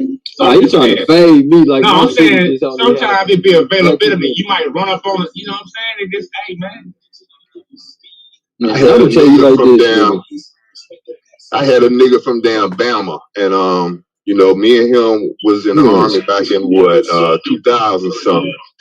This nigga seen a damn boy with a damn picture of his girlfriend, and his damn girlfriend was damn white. That nigga almost had a goddamn heart attack. He was like, "Boy, don't you know you get hung in damn Bama?" Right. I just started laughing. I was like, God damn. I'm telling you, Madon made excuses. He made excuses and missed that class, Gonzalez. He missed that class. I grew up in Bama, bro, and niggas was dating white girls back in the 80s. Like it wasn't no thing. Y'all was sneaking and doing that shit. Y'all was sneaking doing that shit. If everybody jumped off the building today at 5 p.m., you jumping too. What I'm telling you, Gold Mine, I came up in racist ass Alabama. And in some of these small towns, black and white people just go together. That's all I'm saying. Ain't no thing. In some of them, you can't do that. Well, you can, but sometimes. Why are you talking about everybody else but you, though? That's what I'm trying to get you to understand. Like, we don't need you to talk about these mythical cities that you never been to. I ain't never dated no white girl. The fuck is you talking about? Your ass in Tennessee, and you got them goddamn propane sticking white girls. Your ass. Sound like you mad because you ain't getting sound like you mad because they ain't getting none. No, it sounds like you mad because you lying about getting some. What are you talking about? This nigga lying about getting white bitches just because everybody saying they was fucking white bitches. This nigga lying. He ain't getting no white bitch or no black bitch. Hey, Swan, I'm trying to talk, bro. I stick to my sisters because that's my sacrifice, man. That's my sacrifice, man. I can't afford. Right. That nigga said that's my sacrifice. I can't afford to do nothing else. You know what I'm saying? Like I'm so it's like the show I'm serious, bro. I'm not finna lay down with nothing other than a black woman, man. Like real talk. That's talk, man. 2021. So how long you been on that, Swan? How long you been on that? His whole life. I've been on that. I haven't slept with a white girl. But it wasn't out of my thing. You know, I didn't ever feel no way about it. I just was never around white girls to say, yeah, this my bitch. You know what I'm saying? But so if you was in high school, you had a chance to knock something down like that. Out of high school. Out of high school. I mean, I just didn't have that division. Like, no, but I mean, in high school, if you would have had that opportunity, would you have done it? I said past high school, I probably would have did it. Okay. Past high school, I probably would have did it. It's just it never fucking happened. You know what I'm saying? Like it just never fucking happened. Like where am I chilling at with some white girls at? You know what Boy, I tell you what, boy. You see some of these damn white girls with a damn black woman shape on them. Like, goddamn, that girl got a full horse on her ass. No, that's why I said it's attractive women in all races. But Jolly twerk that bitch. Y'all don't want me to tell y'all why. I get where we at. Attention. I get where we at, bro. But we're not gonna sit here and act like if J-Lo, if you was a single man at like age 32, I ain't touching it. And J-Lo was like, what's happening? You at least gonna think about it. You know what I'm saying? What time is it? And the real J-Lo? You say what? You mean the J-Lo looking the real hard? J-Lo. Oh yeah, I mean the real J-Lo. I'm gonna get that bag. I'm gonna be like, what time? Yo, Anon, if Dolly Parton walked up the gold mine, that nigga will fall out. Bro, you got me, bro. Speak for your own little. Damn, dog. You took it like the Dolly Parton. I used to run it. Yeah. Bro, you on mute for 15 seconds. Speak for your own little desperate dick, nigga. She like got that 80 years old now, ain't she? Yeah, bro, talk about I used to like it though. Bro, you on mute for 15 seconds. You going to hell, my God. Yeah. I'm gonna definitely get a bag out of J-Lo, but I think that's a bigger sacrifice. You know what I'm saying? Like, okay, but I don't give a fuck how she look.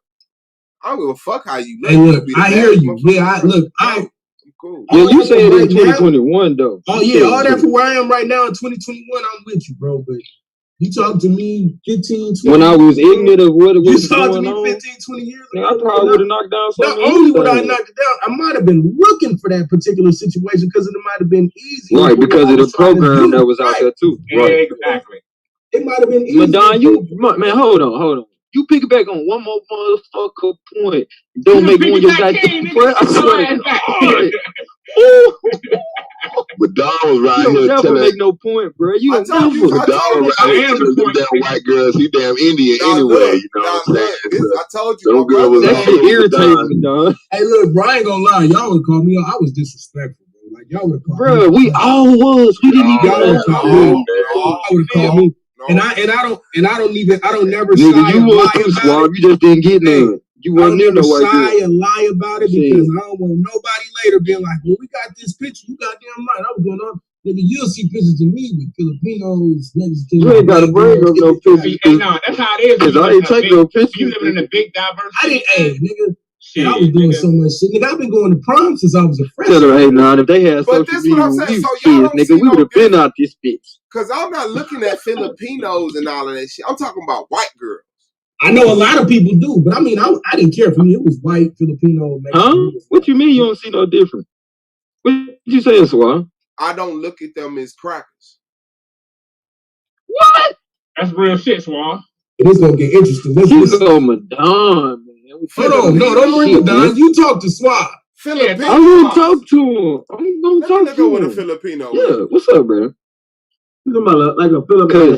Because Filipino. Hold on. Because even when they want me in squad, they want me in squad. Filipinos is niggas in Cali, bro. I ain't gonna lie. Filipino in California is a goddamn nigga. No, I'm just telling. No. I'm just telling. I thought y'all wanted me and Swad to talk. I thought y'all said me and Swad. Go ahead, get it. But I'm just telling you, Filipino in California. There's a difference between like a Korean and a motherfucking Cambodian. No, that man, see y'all playing. They look like indigenous. Swab, you ready to talk? Swab, you ready to talk, bro? About what? Blonde hair, blue eyed Filipinos? Okay. So look, man. I ain't gonna Henry Louis gay show ass, but what I'm gonna tell your motherfucking ass is there was a conquering process that went on with them too. You feel me? So you do have, if we talking about the Spanish people, you do have your Boricuas. You know what I'm saying? You do have those motherfuckers, but you also do have you missed the whole white. The whole R in that. Man, hey, that's why you know I ain't that shit, and I did that shit on purpose, nigga. When you look at that. Bruh, are you serious? Are you serious, Madonna? Yeah. Find you a point to make, nigga. Shut the fuck up. I'm gonna tell y'all. All y'all got hold on, look at Negroes. Go ahead. Hold on, real quick, because they're gonna lose the sauce in the midst of this shit. The point is, they had different orientations, bro. You had certain Spanish people that was trying to get as white they could be, you feel me? And then you had certain Spanish people that was sticking to they blackness, they African, you feel me? So when you get to talking about these other ethnic groups, you have to pay attention to what side did they choose, because it was a conquering process going on with them too. So I get what you're saying about them, our people, to an extent, yes, but don't forget there was a changing process. The whitewash. I never said that was our people. I said they're not crackers. Nigga, hold on. It ain't no them ain't our people and it's an in between. It's either they us or they not us. Okay, so what about the mixed people? What are mixed people go, man? What are mixed people, bro? I already done told you about that mixed people shit. I already done told you about that shit. Okay, so you just told me. Tell your ass one more motherfucker. Hold on. You just told me you mixed people. You got to be conscious of the people on which side they chose. So there's a gray area. Exactly. So mixed people, no. Mixed people came into existence, say what, 2000, when did Obama get in office? 2008. What is you talking about?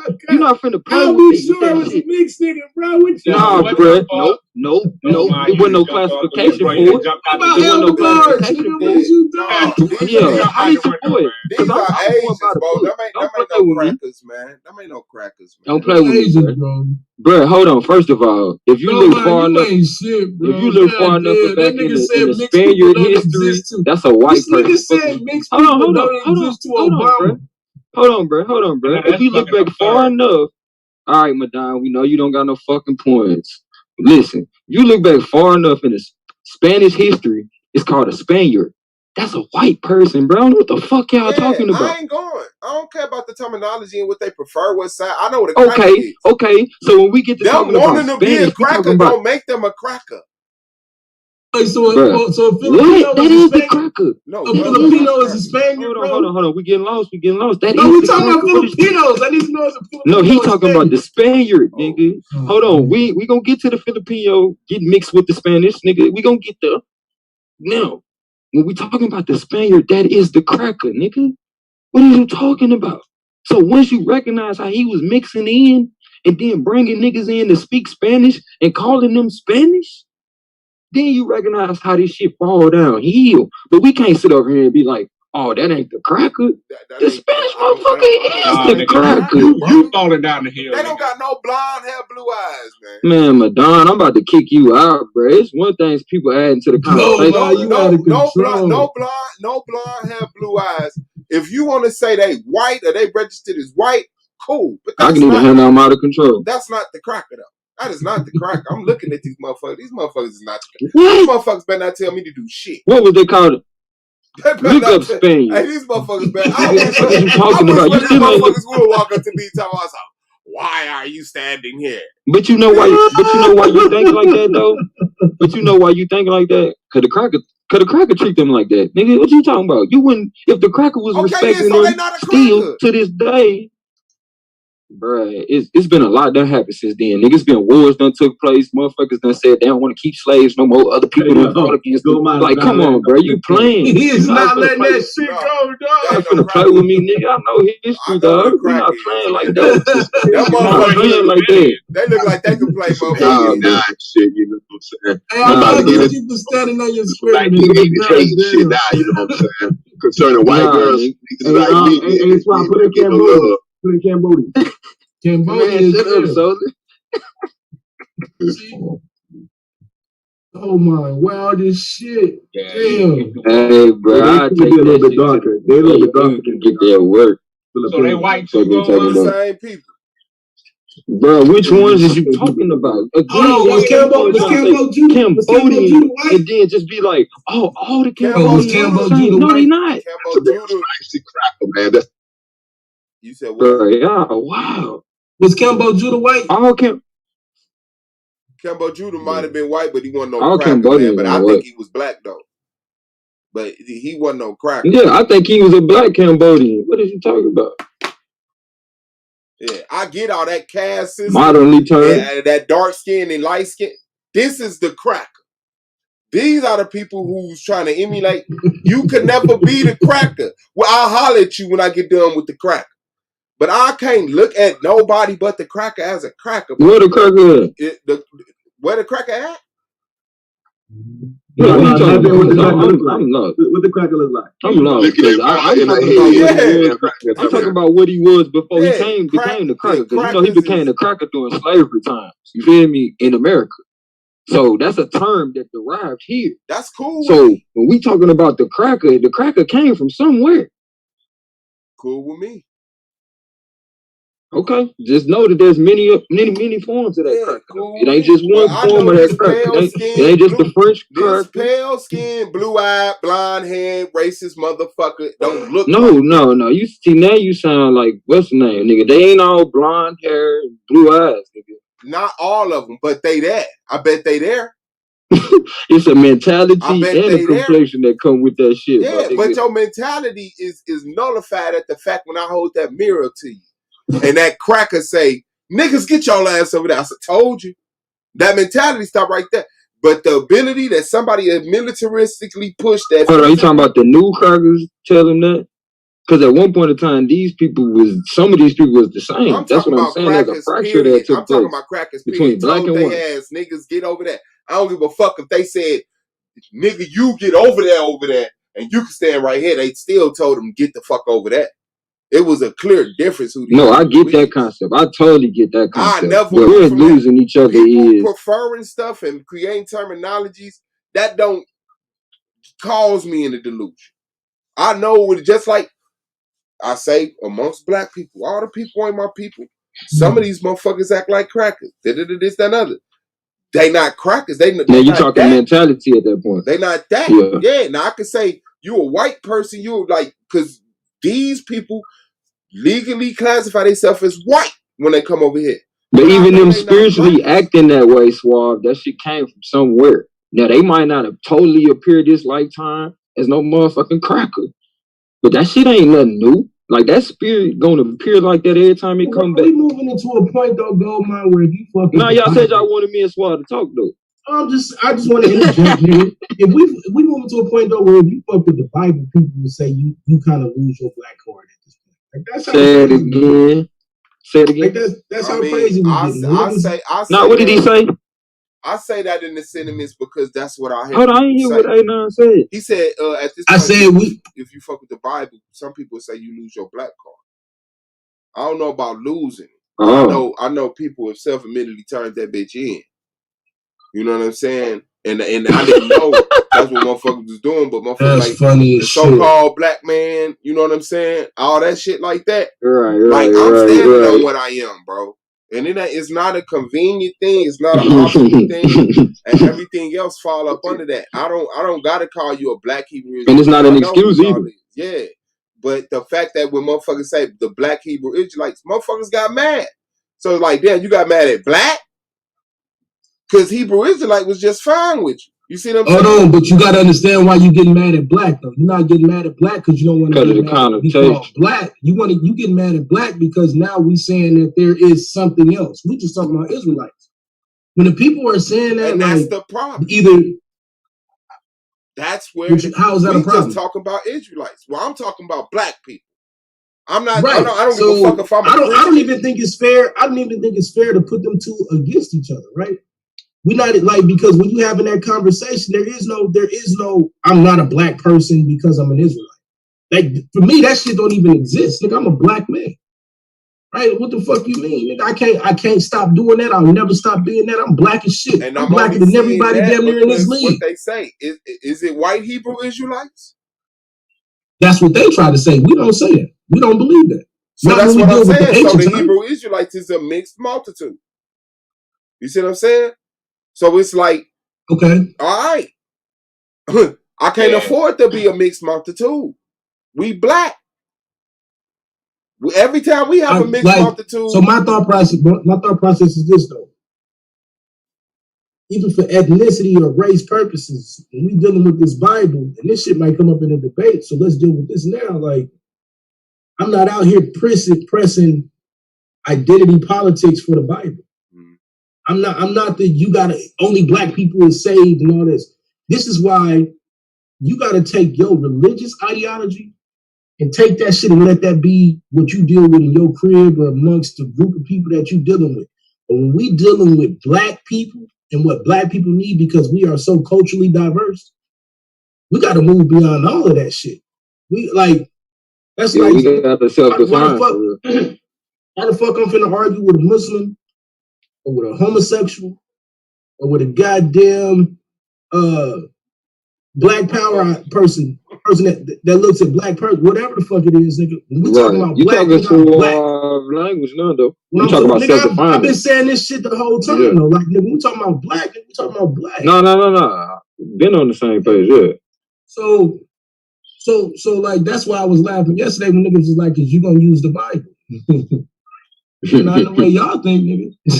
What is you talking about, nigga? Nah, damn right, I'm gonna use all. Yeah, I mean, you know, both of you guys on Anonymous and Taz. Yeah, well, I'm gonna let it be known, Taz. I'll text you. You better turn this shit up, bro. I'm telling you better turn this shit up because you know you're gonna and you you know what? No, I'm gonna say this just so I could have this shit after the fact. So when all this shit is said and done, I can say I told you so type shit. Taz, you have to, and you know, because motherfuckers think I'm trying to start shit. I get all that. You know, you're trying to start shit. You're trying to do this and that, and then you know, I mean, I'm just saying in terms of, you know, you being what he has everything going for him when shit moves like this. It's the reason why motherfuckers argue about it, and nobody really debated just for the and this just for the record. Nobody really had a serious argument over the title for the championship. It usually goes down in the conference finals, like this big argument over the title. But I never had an issue with people deciding once they make it to the championship, like arguing over the title. But that's part of the war. Part of the war is the title. And you already lost that tag. Oh, shit. You know, he already lost that war about the title. What the fuck happened? Like the topic. You know what I'm saying? How you just going to take me to school? No. And I'm not saying that he can't win, but this is what I'm saying. Nothing involving religion I would not be debating Anonymous on. If I was Taz. Man, what you said? I wasn't even close to it. I wouldn't even touch it with a 10-foot pole. To that nigga about that shit. I wouldn't touch like you need to read out. That I wouldn't touch. You need to shut up. When I'm dealing with somebody who is has a solid religious foundation and understands morality on a much deeper level. I'm not trying to debate that motherfucker. Not for no. You in his wheelhouse. But that was part of the war. So why are you sitting up there drinking tea and laughing and smiling and beguiling? And oh no, we're not gonna because don't think that. Look, this is the thing where motherfuckers fuck up at. You're not battling me. You're not battling me. I'm not the person that you need to be worried about. I'm gonna talk shit, but you're not battling me. You gotta prove nothing to me because you know you gotta put yourself in the best position to win. Now, and I'm just saying, you know, you sit there a lot of games, and you see it was almost hilarious watching this whole shit. Anonymous was taking everything he could take, even to the point where this nigga had this nigga like until I started laughing. He had this nigga like, yo, he came up with the topic. Anonymous came up with the topic and then said, okay, give me a day to think about it. And then he came up with the topic. Give me a day to think about it. So if there's anything that I may disagree, once I put some thought on it, and even if like after the fact, that if I have, okay, maybe I don't want to, I can now come back the next day and change it. He's about to say okay to that shit. Hell no. All right.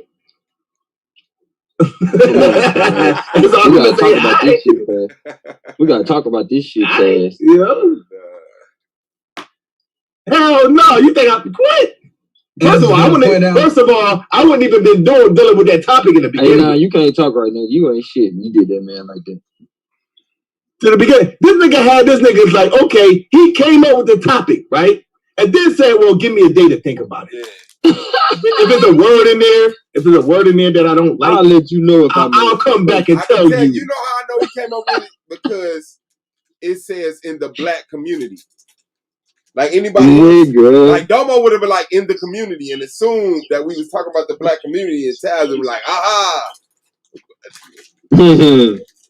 I said, now that in that black community. Yeah, because he was very, look, so Anonymous was trying to see, like, is there anything, any door that he could open? This is what he was doing. Is there any door that this nigga can open in this?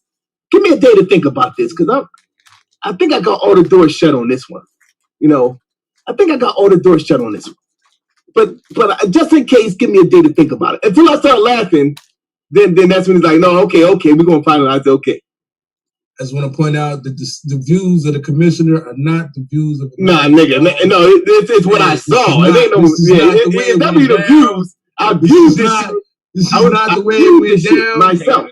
I completely reject this narration. Completely reject this narration put forth by I will be doing the same. If I was Anonymous, I'll be doing the same fucking thing.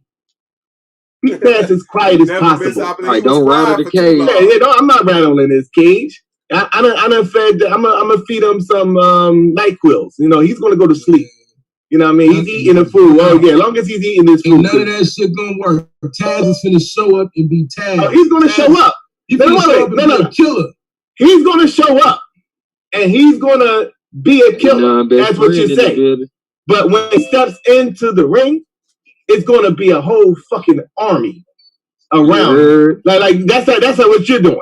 What you're doing is like you're setting up the scenario. Okay, now go. Do your Taz shit now. It's like 50 niggas with shotguns playing. Okay, go ahead, do your Taz shit now. I want to see you do the Taz shit now. That's what you're trying to do. That's what he's doing. But you can't get out of this. Yeah, okay. Yeah. Okay, we want to see. And I'm going to laugh my fucking ass off after the debate. That's what I'm going to do. I completely reject. That's what I'm going to do. Y'all rise already in the back. Y'all are sitting in the car with the hammer like, yeah. I'm looking at this shit like, yo, is y'all serious?